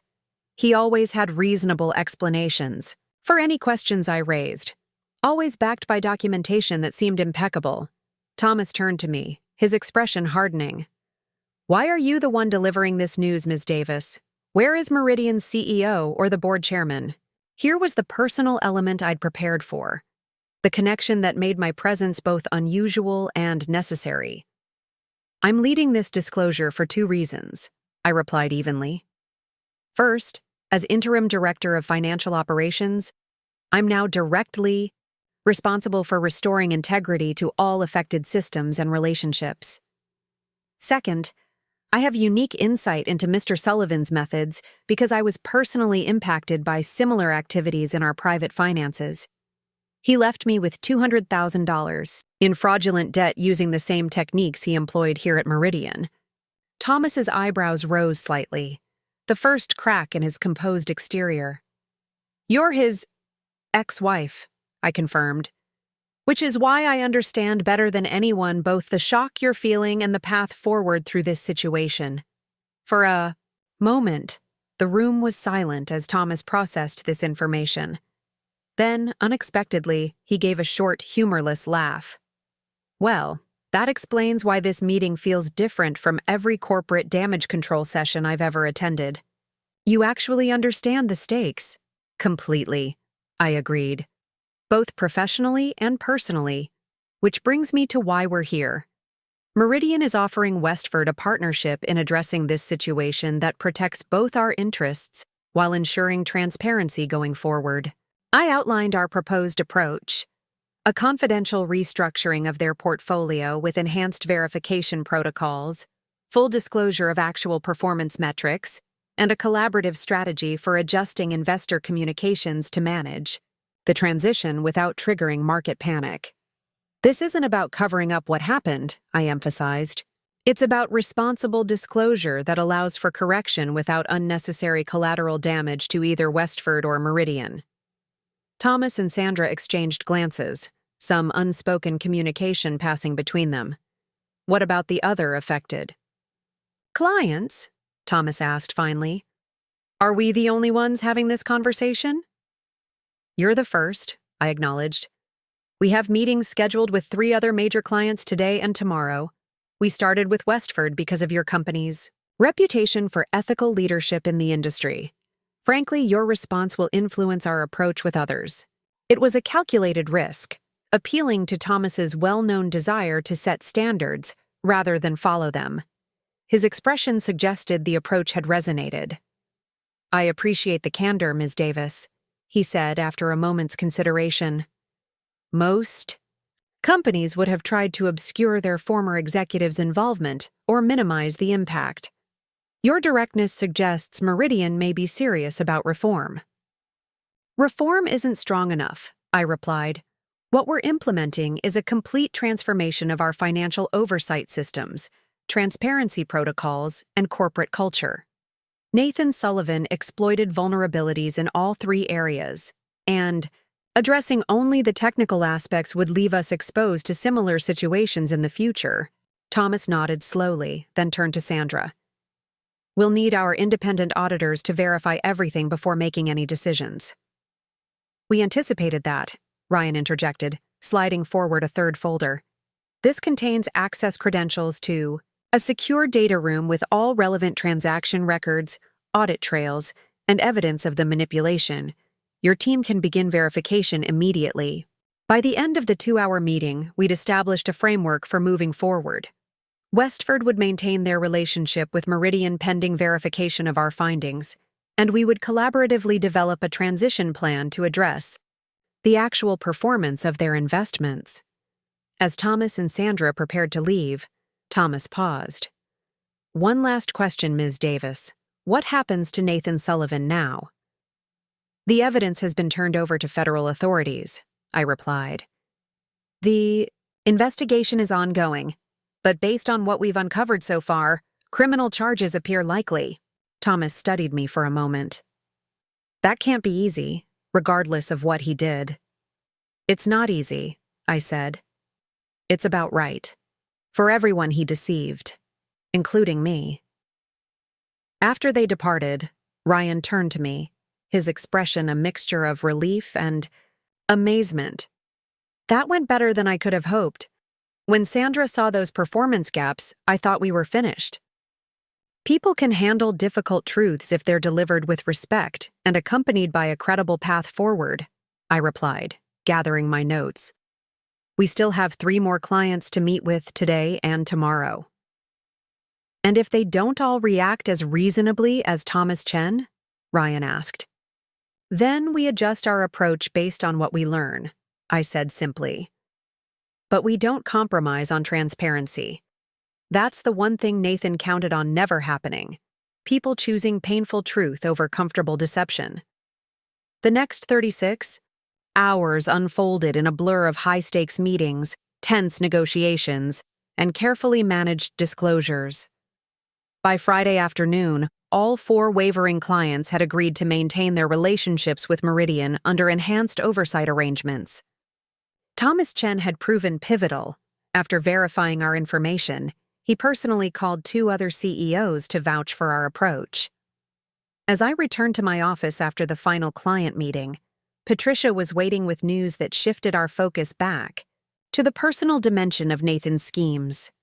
"Lillian Parker called the main line looking for you," she said. "She said it's urgent. Something about multiple identity theft victims connected to your case." I closed my office door and called Lillian immediately. "I've been cross-referencing financial patterns from your accounts with similar cases reported in Colorado," she explained without preamble. "Megan, this goes beyond you and Nathan. I've identified 7 other individuals with nearly identical fraud patterns, loans and credit cards opened in their names with forged signatures, all connected to entities that ultimately link back to Nathan's personal holdings." The implications were staggering. "You're saying I'm just one of multiple identity theft victims?" "Exactly. And based on the timing patterns, it appears he was running these schemes simultaneously. The earliest case I've found dates back 4 years, before you were even married." A chill ran through me as I processed this new information. Nathan's betrayal hadn't been a desperate measure or a relationship gone wrong. It was his modus operandi, a calculated approach he'd refined through multiple victims. "Have you contacted the authorities with this information?" I asked. "I've prepared a comprehensive report for the FBI," Lillian confirmed. "But I thought you should know first. This changes the narrative from a domestic financial dispute to a pattern of serial fraud." After hanging up, I sat in silence, absorbing the revelation. In a strange way, the news was both disturbing and liberating. What Nathan had done wasn't about me personally. It wasn't my failure to see warning signs or my naive trust that had enabled his crimes. I was simply one target in a predatory pattern that predated our relationship. My phone buzzed with a text from Marcus. "Breaking news alert, Sullivan story hitting the media. Check your email for crisis response activation." Moments later, my email pinged with a high-priority message from Meridian's public relations team. A financial industry blog had published the first report of irregularities in Meridian's financial operations and Nathan's suspension. Details were still vague, but the story was spreading quickly through financial news channels. The public phase of the crisis had begun, exactly what we'd been racing to prepare for while working with affected clients. As I gathered my materials for the emergency response meeting, I realized that everything was about to change again. The private investigation that had started with my personal financial devastation was about to become a very public scandal, with implications far beyond Meridian or my $200,000 debt. The story of Nathan's betrayal and my unexpected rise to replace him was about to enter the public consciousness. How that narrative unfolded, and how it would ultimately reshape both Meridian and my own future, would depend on the coming days. The Meridian Technologies executive conference room buzzed with tense energy as our crisis response team assembled. The digital display on the wall streamed live coverage from financial news networks, all running variations of the same headline. "Fraud investigation rocks Meridian Technologies. Financial director suspended." Patricia stood at the head of the table, flanked by Terrence from legal and Cameron Hayes, Meridian's veteran head of public relations. Board Chairman Foster had joined via secure video link, his grave expression filling one of the secondary screens. "The initial report appeared on Finance Insider at 4:17 p.m., Cameron explained, pulling up the article on the main display. Within 30 minutes, it was picked up by Bloomberg, CNBC, and The Wall Street Journal. The details are still limited. They know about Nathan's suspension and that there's a financial investigation, but specific numbers and methodologies haven't leaked yet. What's our exposure timeline?" Chairman Foster asked from the video screen. I consulted the analysis prepared by our forensic team. We've contacted the 4 major clients most at risk. They're on board with our transparency approach and working with us on managed disclosure. However, there are 16 additional clients with affected portfolios who haven't been briefed yet. We were planning to reach them next week, but this accelerates our timeline. The markets open in 17 hours, Patricia noted. We need a comprehensive statement ready for pre-market release, plus individual communications to every client before trading begins. Cameron nodded, pulling up a draft statement on his tablet. We've prepared 3 versions depending on our strategy: minimal disclosure, moderate transparency, or full accountability. Full accountability, I said without hesitation. We've already committed to that approach with our key clients. Anything less would undermine the trust we've begun rebuilding. Terrence frowned. From a legal perspective, that creates significant exposure. Details about the fraud methodology could potentially be used against Meridian in civil suits. And hiding those details would confirm that we prioritize legal protection over client interests, I countered. That's exactly the culture that allowed Nathan's scheme to flourish in the first place. Chairman Foster's voice cut through the debate.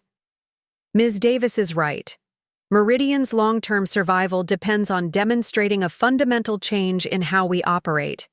Cameron, prepare the full accountability statement, but have legal review the specific language to minimize unnecessary liability. As the team mobilized to draft communications, my phone lit up with a call from Lillian. I need to take this, I said, stepping into the adjacent office. It's related to the identity theft pattern. Megan, there's been a development, Lillian said as soon as I answered. The FBI has located 2 more victims connected to Nathan's scheme. One of them is Andrea Morgan. The name hit me like a physical blow. Andrea, my former friend, Nathan's. Yes. Based on her financial records, it appears Nathan began opening fraudulent accounts in her name approximately 4 months ago. The pattern suggests he was preparing to transition from using your credit to using hers. She may not even be aware of it yet. My mind raced to process this new information. Andrea had betrayed our friendship by having an affair with Nathan, but she'd also been the one to expose his financial fraud when she discovered evidence in his briefcase. Now it appeared she too had been targeted as part of his larger scheme, perhaps next in line to bear the financial burden he'd placed on me. The FBI wants to interview her, Lillian continued, but given your history, they thought you might want to be notified first. Thank you for telling me, I replied, my thoughts still churning. This adds another dimension to what we're dealing with. After hanging up, I rejoined the crisis team, finding them deep in discussion about client communication strategy. We need to segment our approach, Ryan was explaining. Tier 1 clients get personal calls from executive leadership tonight. Tier 2 get calls first thing tomorrow from senior relationship managers. Tier 3 get a personalized email tonight, followed by calls tomorrow afternoon. I cleared my throat. There's been a development in the personal finance aspect of the investigation. Nathan's identity theft activities extended beyond me to multiple victims, including Andrea Morgan. The room fell silent as the implications registered. Patricia had been briefed on Andrea's role in both the affair and exposing Nathan's fraud. This supports our narrative that the problem is systematic rather than isolated, Terrence noted after a moment. It demonstrates a pattern of predatory behavior extending beyond Meridian. It also changes how we need to frame this publicly, I added. This isn't just a corporate finance issue or even a domestic dispute gone wrong.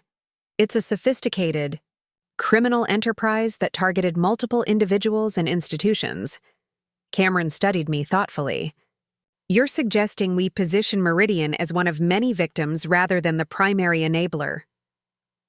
Not to deflect responsibility, I clarified. Meridian still needs to own its oversight failures, but the narrative should reflect the full scope of what we're uncovering. a deliberate, multi-year scheme that exploited vulnerabilities in both personal and professional relationships. Chairman Foster nodded from the video screen. That approach aligns with our commitment to full transparency. While properly contextualizing Meridian's role, Cameron, adjust the statement accordingly. The next several hours passed in a blur of activity. The communications team drafted and refined statements. The client relations department prepared briefing packages tailored to each affected client. The legal team worked with regulatory compliance to ensure all disclosures met legal requirements. By 11 p.m., we had a comprehensive response strategy in place. The public statement would be released at 6 a.m., followed by a coordinated cascade of client communications. Patricia would handle media inquiries, while I would lead a virtual town hall for all Meridian employees at 9 a.m. to address internal concerns and questions. As the crisis team finally dispersed for a few hours of rest before the challenging day ahead, I returned to my office, Nathan's former domain, to prepare my remarks for the employee meeting. The space still felt strange, too large and imposing for someone who'd spent years in a modest project manager's cubicle. I was reviewing my notes when a soft knock at the door interrupted my thoughts. Vanessa stood in the doorway, looking exhausted, but determined. "I thought you'd gone home hours ago," I said, gesturing for her to enter. "I've been working with the forensic accountants," she replied, setting a folder on my desk. "We've completed the initial analysis of all client accounts potentially affected by Nathan's methods. 63 portfolios show some degree of manipulation, though most are minor compared to the major clients we've already identified." I opened the folder, scanning the summary report. "This is incredibly thorough, Vanessa. It must have taken days to compile." She shrugged slightly. "Working for Nathan taught me to be meticulous about documentation, initially out of fear, but now it's serving a better purpose." She hesitated, then added, "There's something else you should know. I've been offered a position at Westford Capital." The news surprised me. Thomas Chen works quickly. He approached me after our meeting yesterday, said he was impressed by my detailed knowledge of the portfolio structures and my willingness to help expose the irregularities. She looked down at her hands. "It's a significant promotion. Head of Internal Audit." I felt a momentary pang at the thought of losing a key team member in the midst of a crisis, but it was quickly replaced by genuine happiness for her opportunity. "You should take it. It's a perfect fit for your skills, and Thomas is an ethical leader who will value your integrity." "You're not upset?" she asked, seemingly surprised by my reaction. "Why would I be? You've been instrumental in uncovering the truth and helping Meridian begin to recover. That doesn't mean you need to tie your career to this company forever." I smiled. Besides, having an ally at Westford could strengthen our rebuilt relationship with an important client.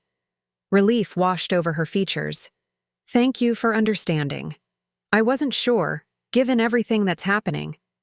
"If there's one thing I've learned through all this," I replied, "it's that we have to make decisions based on our own best interests, not out of obligation to institutions or individuals.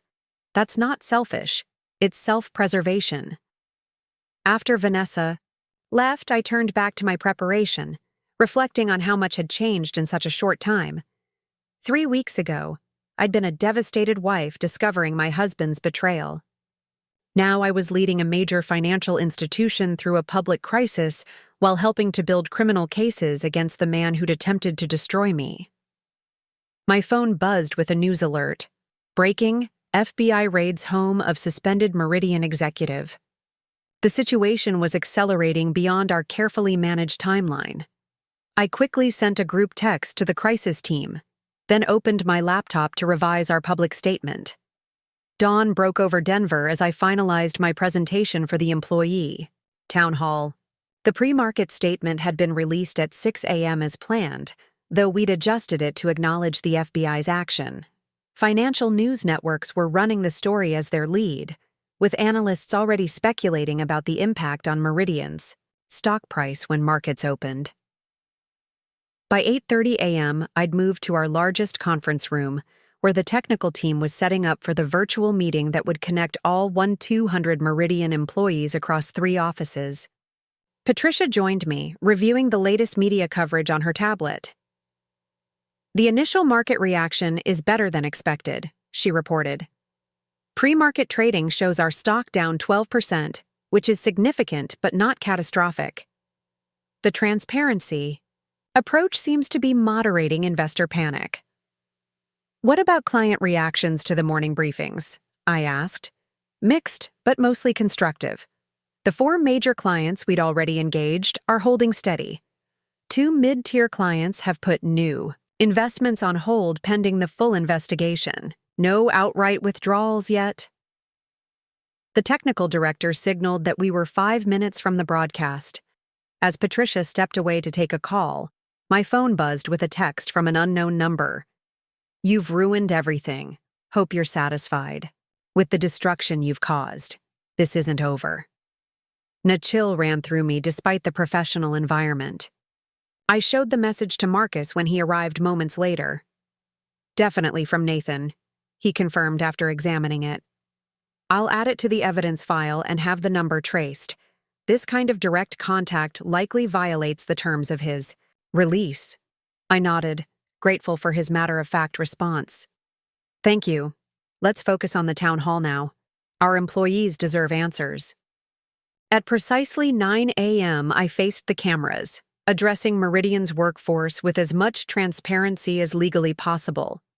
I explained the nature of the financial irregularities we'd discovered, outlined the steps we were taking to correct affected accounts, and emphasized that the company's fundamental business remained sound despite Nathan's actions. "Many of you knew Nathan Sullivan as a charismatic leader and financial innovator," I acknowledged toward the end of my presentation. "Some of you reported to him directly and may have found yourselves in difficult positions because of his directives. I want to be clear, this investigation is focused on systematic fraud, not on penalizing employees who were caught in that system." I paused, making eye contact with the camera. Meridian is at a crossroads. The actions of one executive have exposed weaknesses in our oversight, our cultural norms, and our ethical frameworks. Rather than merely fixing the immediate problems, we have an opportunity and an obligation to build something better.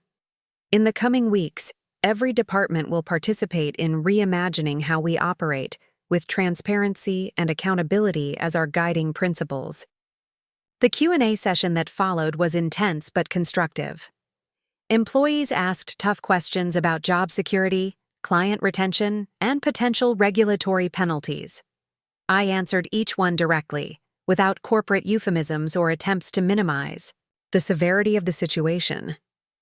By the time the town hall concluded at 10:30 a.m., something had shifted in the organizational energy. The initial shock and fear were giving way to determination and even cautious optimism. As one senior manager put it in the final question, "We've been given a rare chance to rebuild our company based on who we actually want to be, not just who we've been." After the broadcast ended, Patricia approached with a serious expression. "The FBI just called. They've frozen 16 accounts connected to Nathan's scheme, including what appears to be the primary repository for funds diverted from Meridian. They're requesting your presence for a briefing at 2 p.m. I nodded, already mentally adjusting my schedule. "Did they say anything about the other victims they've identified?" "Only that they're bringing everyone together to coordinate the various aspects of the case. Personal finance fraud, corporate embezzlement, identity theft. They're treating it as a unified investigation now." As I gathered my materials to prepare for the FBI meeting, my phone rang with a call from Lillian. "I thought you should hear this from me first," she said, her voice unusually gentle. "The forensic financial team working with the FBI has located what they believe is the primary holding account for funds Nathan diverted from various sources. The balance is approximately $4.3 million. The figure was staggering, far more than I'd imagined even with what we'd uncovered at Meridian. "What does this mean for the personal debt he left me with?" I asked, my mind automatically calculating how the $200,000 would be addressed in the larger scheme. "That's why I'm calling," Lillian replied. "The FBI has initiated asset seizure proceedings. Once the funds are legally secured, they'll begin the process of restitution to all affected parties, including you. It will take time, but the $200,000 fraudulent debt should eventually be cleared." After hanging up, I sat in momentary stillness, absorbing the news. The financial nightmare that had begun with discovering those bank statements spread across my kitchen counter was moving toward resolution.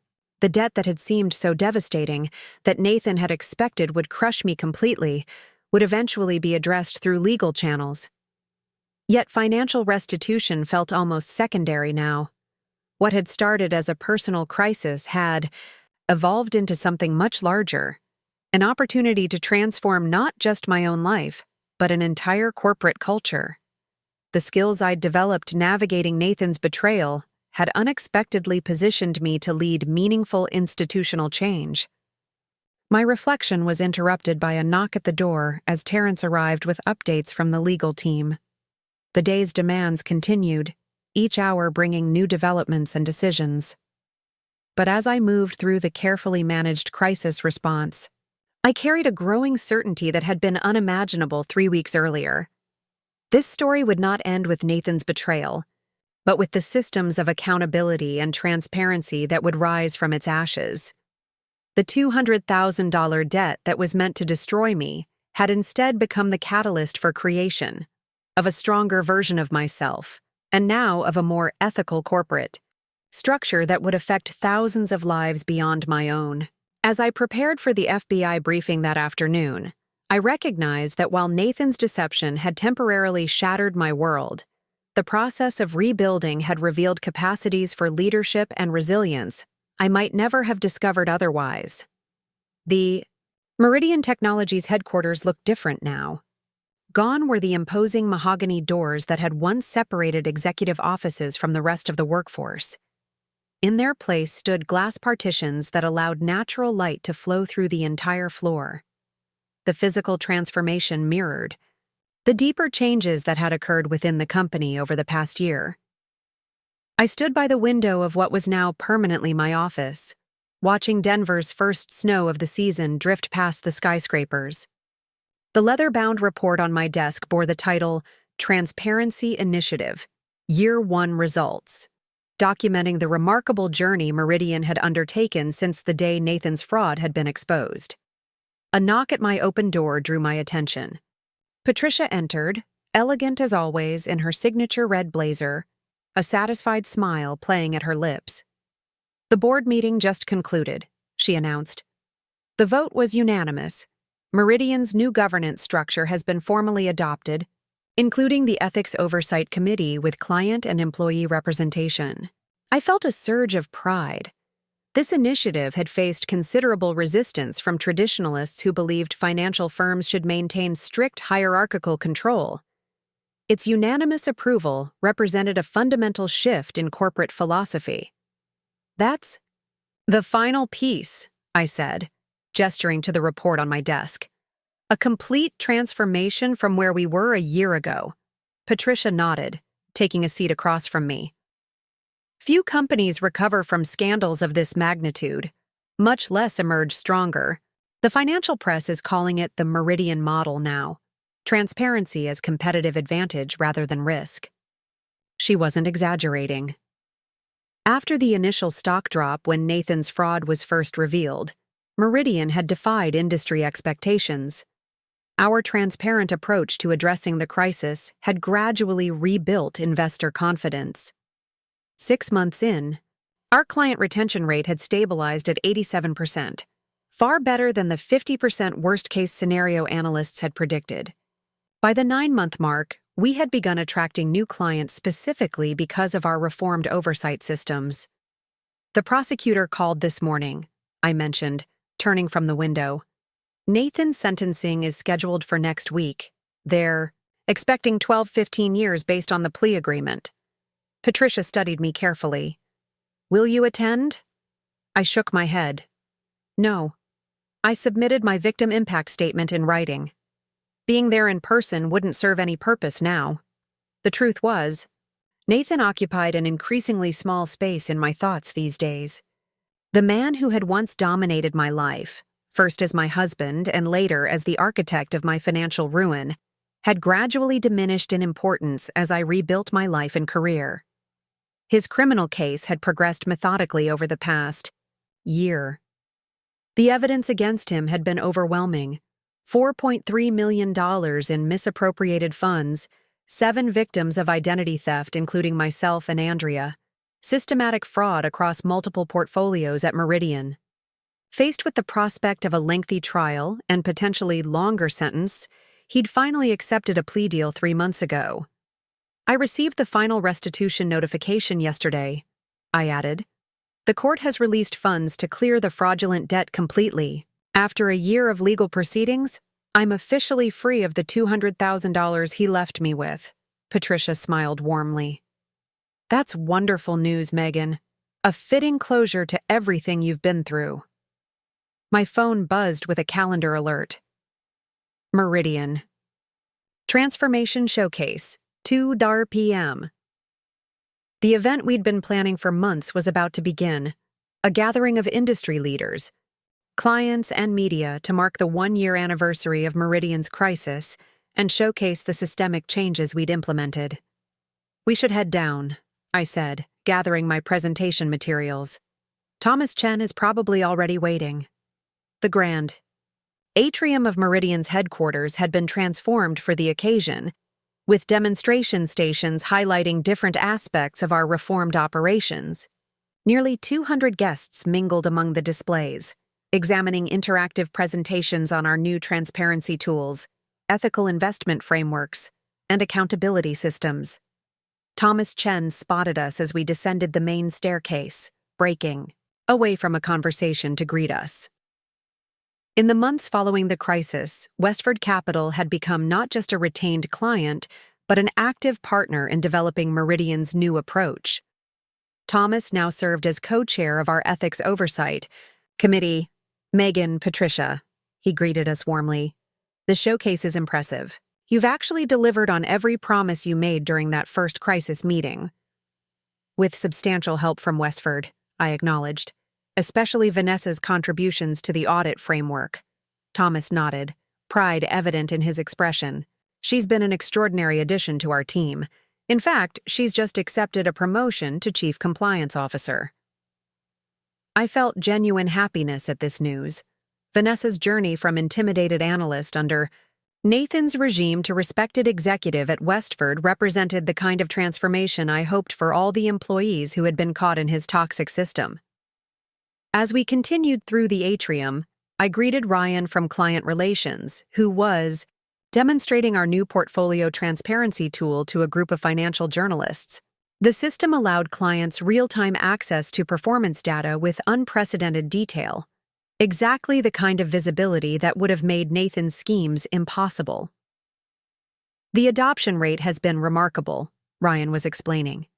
94% of clients have activated the advanced monitoring features, and satisfaction scores have increased by 31% since implementation. Nearby, Marcus from Cybersecurity showcased the ethical reporting system, a secure platform that allowed employees to raise concerns about questionable practices without fear of retaliation. The display included anonymous testimonials from staff who had used the system during its first year. Over 60 potential issues were identified and addressed before they could develop into serious problems, Marcus told the attentive audience. This represents a complete cultural shift from where we were 18 months ago. At precisely 2:30 p.m., I took the small stage set up at the atrium's center, surveying the gathered crowd.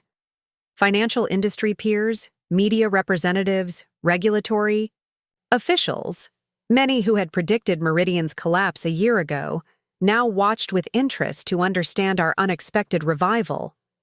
Thank you all for joining us today, I began.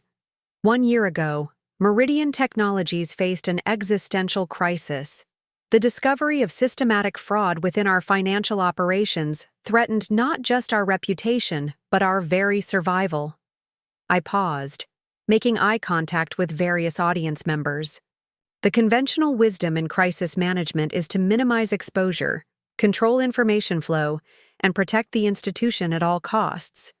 We chose a different path, one of radical transparency, collaborative problem-solving, and fundamental reform. For the next 20 minutes, I outlined Meridian's transformation journey. From the immediate crisis response through the development of new oversight systems to the cultural reinvention that had touched every aspect of our operations. The question I'm asked most frequently is whether such comprehensive change was necessary, I continued. Couldn't we have simply replaced the individuals responsible and continued with our existing systems? The answer is unequivocally no. What happened at Meridian wasn't just the action of one person exploiting weaknesses. It revealed structural vulnerabilities that required structural solutions. I gestured to the demonstration stations around the atrium. The tools and systems you see today weren't created by executive mandate.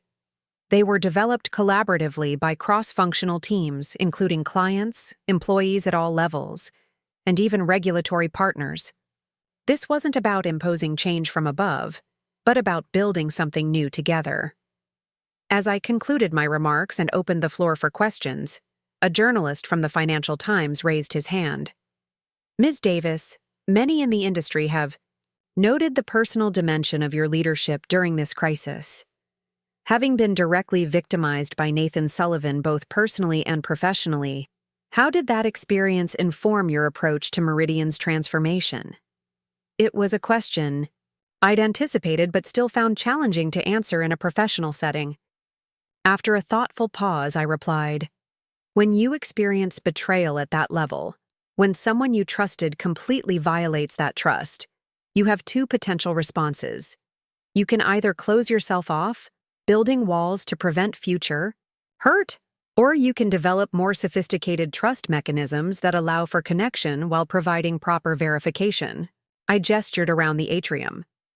Everything you see here represents the second approach. Meridian hasn't abandoned trust. We've enhanced it with transparency, accountability, and shared responsibility. In many ways, that mirrors my personal journey. Over the past year, the Q&A continued for another 30 minutes, covering technical details of our new systems, financial results of the transformation, and plans for future development. As the formal presentation concluded and attendees returned to exploring the demonstration stations, I found myself approached by a familiar figure I hadn't expected to see. Andrea Morgan stood hesitantly at the edge of the crowd, noticeably thinner than when I'd last seen her, her once confident posture now tentative. When our eyes met, she seemed uncertain whether to approach or retreat.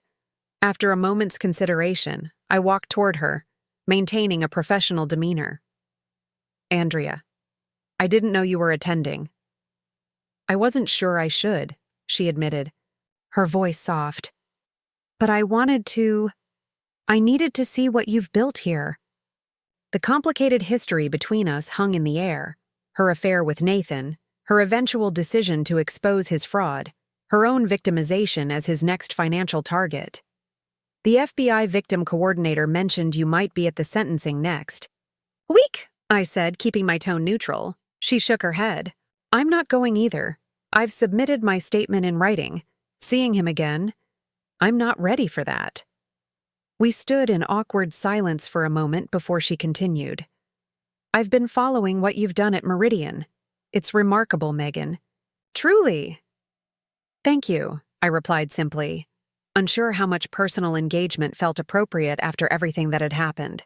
The debt resolution specialists have started working on my case, she volunteered. They said they're using the framework developed for your situation as a template. It's giving me hope that I might eventually get clear of this. I nodded, understanding the mix of shame and determination she must be feeling. The process works. It takes time, but you'll get through it. Andrea looked down, then met my eyes directly. I know we can never go back to what we were before. I betrayed your trust in the worst possible way, but I want you to know that what you've accomplished here, the way you've responded to what happened, It's inspiring, not just professionally, but personally. I wasn't prepared for the complexity of emotions her words triggered. The anger I'd once felt toward her had gradually diminished over the months, replaced by a more nuanced understanding of how Nathan had manipulated us both, albeit in different ways. "We all made choices, Andrea," I said finally. "Some are better than others, but what matters now is what we build going forward." She nodded, a glimmer of tears in her eyes. "Thank you for talking to me. I should let you get back to your guests." As she turned to leave, I made a spontaneous decision. "Andrea, Lillian Parker, my forensic accountant, has been instrumental in navigating the financial recovery process. I could put you in touch with her if you'd like." Relief washed over her features. "I would appreciate that, thank you." After she departed, I rejoined Patricia, who had been watching our exchange from a distance. "That looked complicated," she observed. "Life usually is," I replied. "A year ago, I couldn't have imagined speaking to her without anger. Now, I mostly hope she finds her way through this, just as I have." As the showcase event wound down in the early evening, I returned to my office to collect my things before heading home. The snow had intensified, casting a peaceful white blanket over the city. On my desk sat a small gift box from the executive team with a card reading, "To commemorate an extraordinary year of transformation." Inside was a beautiful crystal paperweight engraved with the words that had become Meridian's new motto: "Trust, verified." The phrase captured everything we'd built over the past year. A recognition that trust remained essential to human relationships and business operations, but that it functioned best within systems of transparency and accountability. I placed the paperweight on my desk, next to a framed copy of Meridian's transformation initiative that had been signed by every member of our reform committee. Together, these objects symbolize the journey from crisis to renewal, from betrayal to rebuilding. My phone chimed with a text from Lillian. "Court finalized the restitution order today. The $200K debt is officially cleared from your credit history. Congratulations on closing this chapter." I smiled, appreciating the symbolic timing. 1 year to the day after discovering Nathan's betrayal, the financial burden he'd intended to crush me with had been lifted completely. But the resolution felt almost secondary now to everything else that had developed from that crisis point. As I prepared to leave, Thomas Chen appeared in my doorway. "A few of us are gathering for dinner to celebrate today's success. Will you join us?" "I'd like that," I replied, gathering my coat. Walking through the transformed office space, I passed the framed mission statement that now occupied a prominent place in our reception area. It included a quote I'd selected during the darkest days of the crisis, when Nathan's betrayal was still fresh and Meridian's future uncertain. Sometimes when things are falling apart, they may actually be falling into place. Those words had seemed like wishful thinking when I first chose them. Now they represented a lived truth, not just for me personally, but for the hundreds of people whose professional lives had been improved by the reforms born from that initial devastation. The $200,000 debt that was meant to destroy me had instead catalyzed a transformation far more valuable than the money itself. In attempting to break me, Nathan had inadvertently set me on a path to becoming someone stronger, more capable, and more impactful than I might otherwise have been. As I joined my colleagues in the lobby, preparing to step out into the snowy evening, I carried with me the quiet certainty that sometimes our greatest challenges aren't obstacles to overcome, but doorways to possibilities we never imagined. The story that had begun with betrayal and financial ruin had evolved into something unexpected, a narrative not of victimhood but of empowerment, not just of personal recovery, but of systemic reform that would benefit countless others long after Nathan Sullivan was forgotten. And that, perhaps, was the most satisfying resolution of all. The Meridian Technologies headquarters looked different now. Gone were the imposing mahogany doors that had once separated executive offices from the rest of the workforce. In their place stood glass partitions that allowed natural light to flow through the entire floor. The physical transformation mirrored the deeper changes that had occurred within the company over the past year. I stood by the window of what was now permanently my office, watching Denver's first snow of the season drift past the skyscrapers. The leather-bound report on my desk bore the title, Transparency Initiative, Year 1 Results, documenting the remarkable journey Meridian had undertaken since the day Nathan's fraud had been exposed. A knock at my open door drew my attention. Patricia entered, elegant as always in her signature red blazer, a satisfied smile playing at her lips. "The board meeting just concluded," she announced. "The vote was unanimous. Meridian's new governance structure has been formally adopted, including the Ethics Oversight Committee with client and employee representation." I felt a surge of pride. This initiative had faced considerable resistance from traditionalists who believed financial firms should maintain strict hierarchical control. Its unanimous approval represented a fundamental shift in corporate philosophy. "That's the final piece," I said, gesturing to the report on my desk. "A complete transformation from where we were a year ago." Patricia nodded, taking a seat across from me. Few companies recover from scandals of this magnitude, much less emerge stronger. The financial press is calling it the Meridian model now, transparency as competitive advantage rather than risk. She wasn't exaggerating. After the initial stock drop when Nathan's fraud was first revealed, Meridian had defied industry expectations. Our transparent approach to addressing the crisis had gradually rebuilt investor confidence. 6 months in, our client retention rate had stabilized at 87%, far better than the 50% worst-case scenario analysts had predicted. By the 9-month mark, we had begun attracting new clients specifically because of our reformed oversight systems. "The prosecutor called this morning," I mentioned, turning from the window. "Nathan's sentencing is scheduled for next week.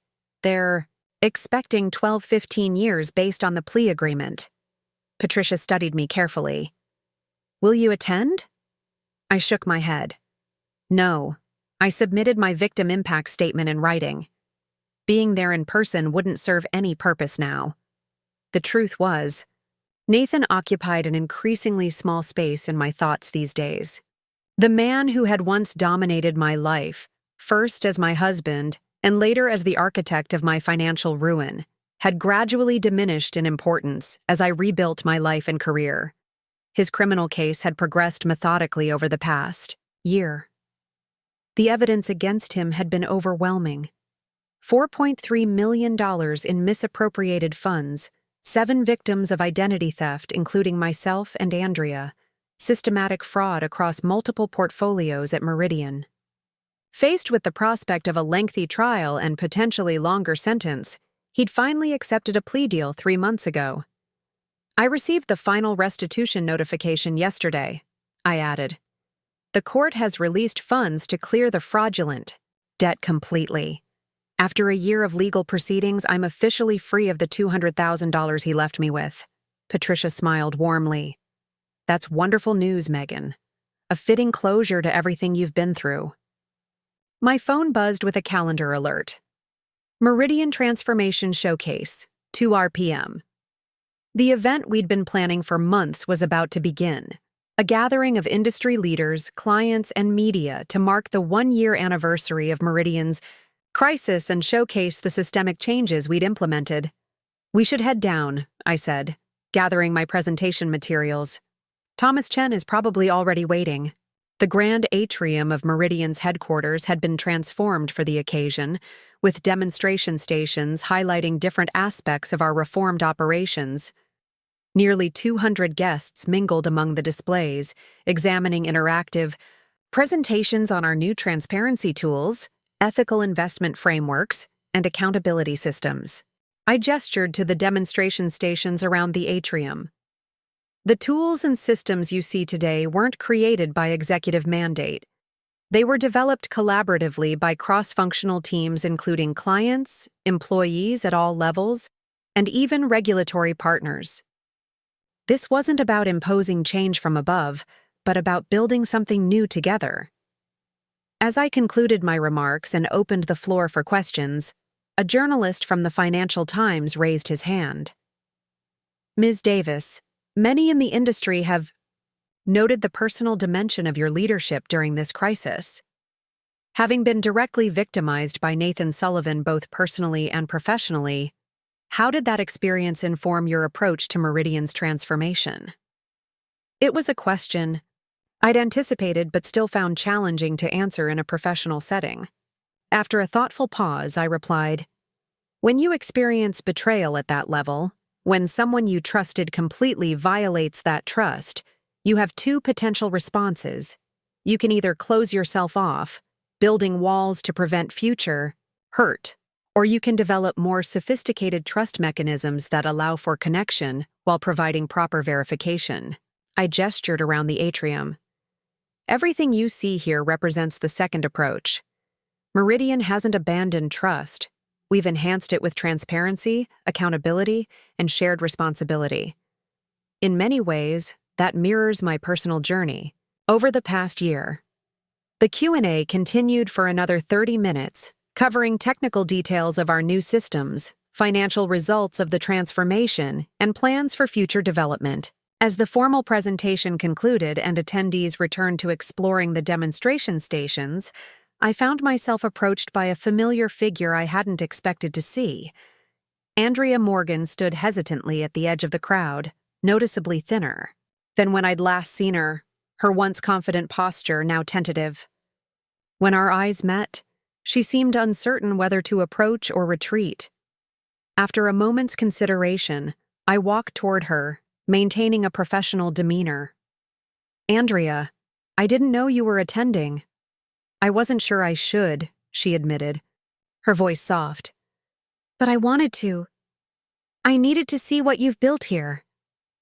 The complicated history between us hung in the air. Her affair with Nathan, her eventual decision to expose his fraud, her own victimization as his next financial target. "The FBI victim coordinator mentioned you might be at the sentencing next week," I said, keeping my tone neutral. She shook her head.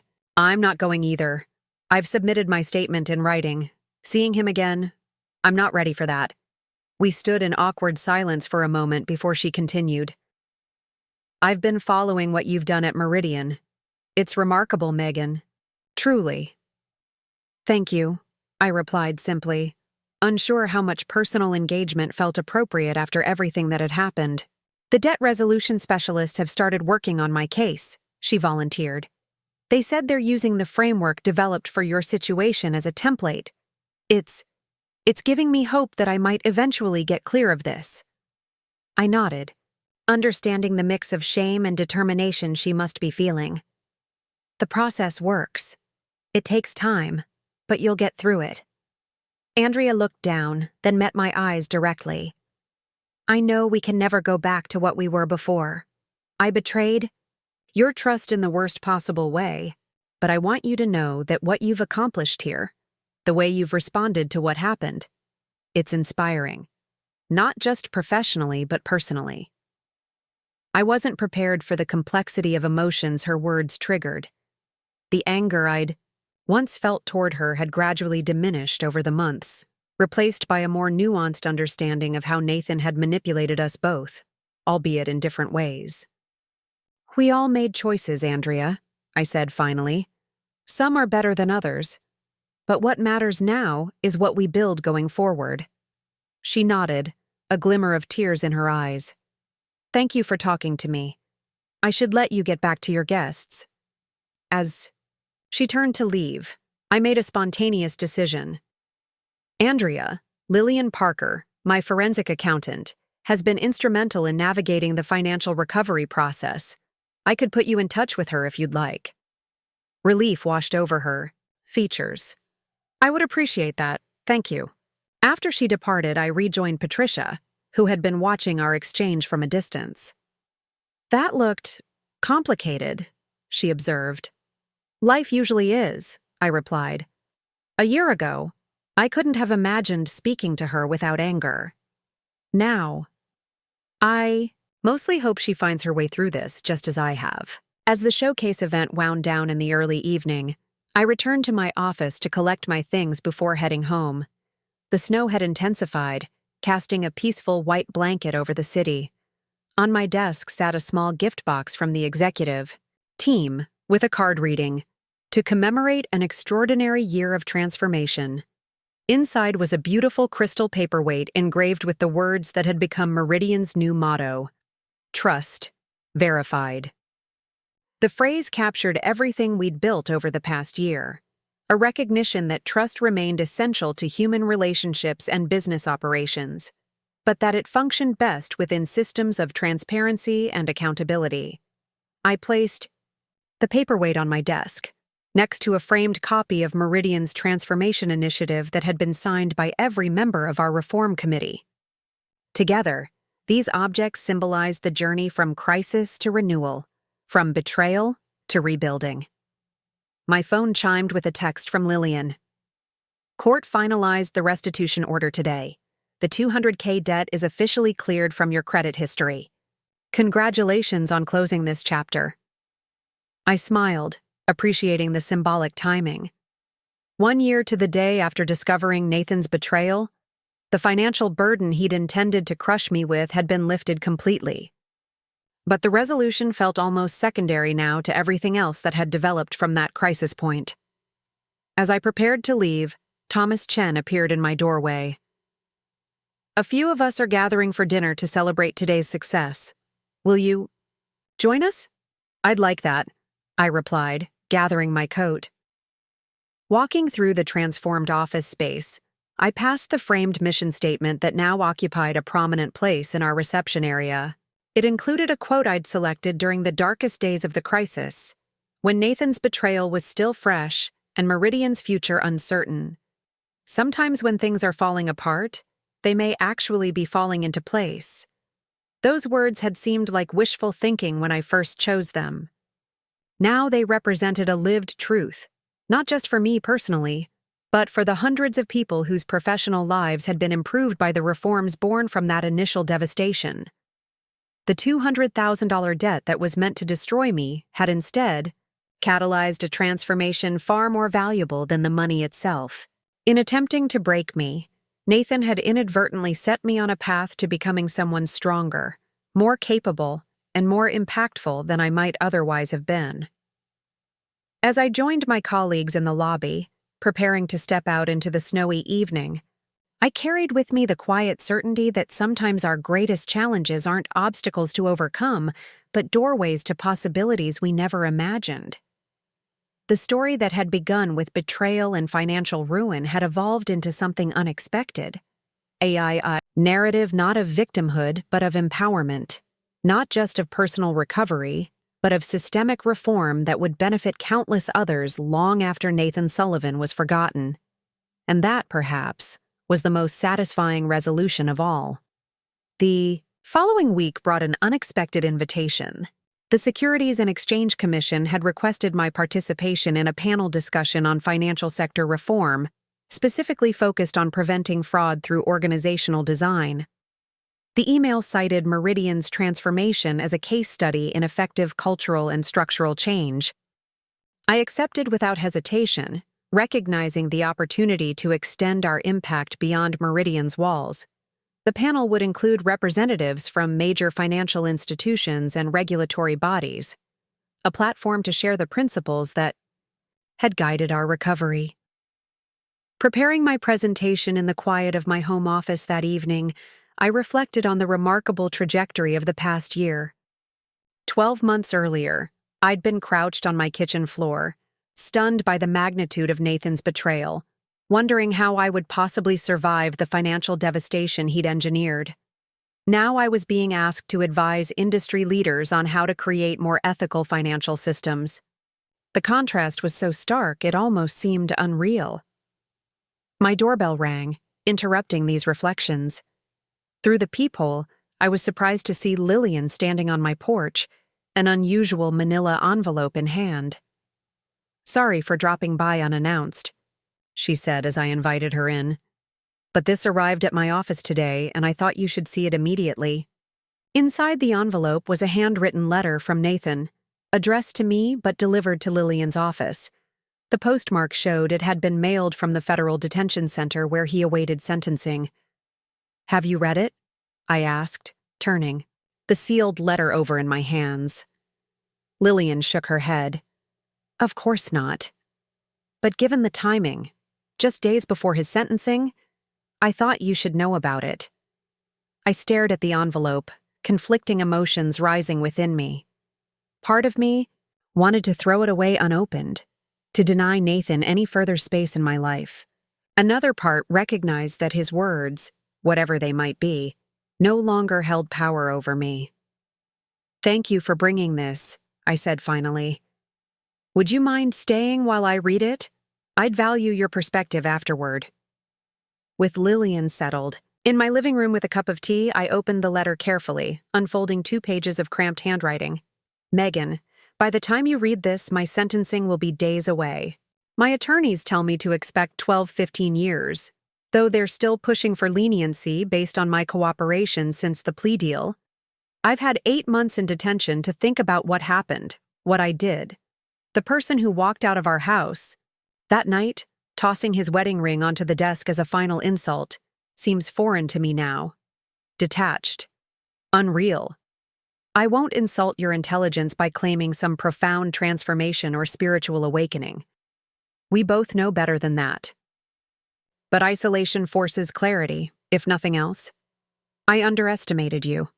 Completely. I saw what I expected to see. The accommodating wife who trusted me to handle our finances, the colleague who would never question my authority. I never imagined you would not only survive what I left behind, but use it to build something entirely new. The financial press reaches us even here. I've read about the Meridian model and your leadership in transforming the company. Part of me wants to hate you for it. Another part recognizes the irony that in trying to destroy you, I inadvertently created the circumstances for you to discover strengths you might never have known otherwise. I'm not asking for forgiveness. I don't deserve it, and you've moved far beyond needing to give it. I simply wanted to acknowledge what you've built from the ruins I left behind. It's more than impressive. It's extraordinary. The sentence I receive next week will be just. The years ahead will be difficult. But knowing you've not only survived but thrived gives me a strange sense of closure, even as I prepare to face the consequences of my actions. Nathan and I set the letter down, surprisingly unmoved by its contents. There was no anger, no vindication, no renewed pain, just a cool distance, as if reading about characters in a story only tangentially related to my life. "Well?" Lillian asked, when I rejoined her in the living room. "It's exactly what you might expect," I replied, handing her the letter. Self-aware enough to acknowledge what happened, but still viewing everything through the lens of his own experience. Even his recognition of my success is framed around his surprise at being wrong. Lillian scanned the letter, then looked up with a wry smile.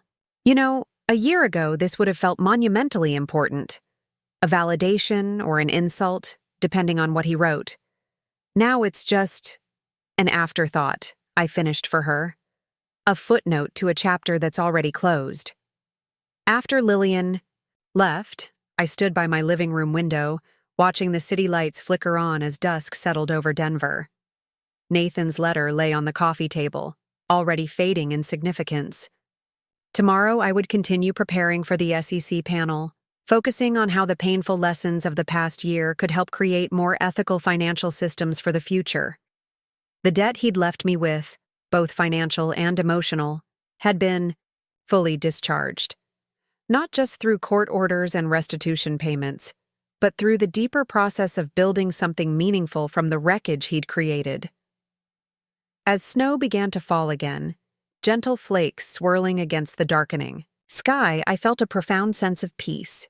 The woman who had stood frozen in her kitchen a year ago, staring at evidence of unimaginable betrayal, had embarked on a journey none could have predicted. The $200,000 debt meant to be an ending had become a beginning instead, not just for me, but for an entire organization and potentially an industry. What Nathan had intended as my destruction had become the foundation for creation and transformation beyond anything he, or I, could have imagined. Sometimes the heaviest burdens become the strongest bridges to our future selves. And sometimes, just sometimes, those who mean to harm us unknowingly open doors to possibilities we would never have discovered otherwise. That night, I slept more peacefully than I had in years, unburdened at last from the weight of both debt and betrayal, free to move forward into whatever the future might hold. Looking for more? We've got 2 amazing stories ready for you right on screen. If this one touched you, these are absolutely worth your time. Click to watch them now. And, hey, subscribe and hit that bell to never miss our latest uploads.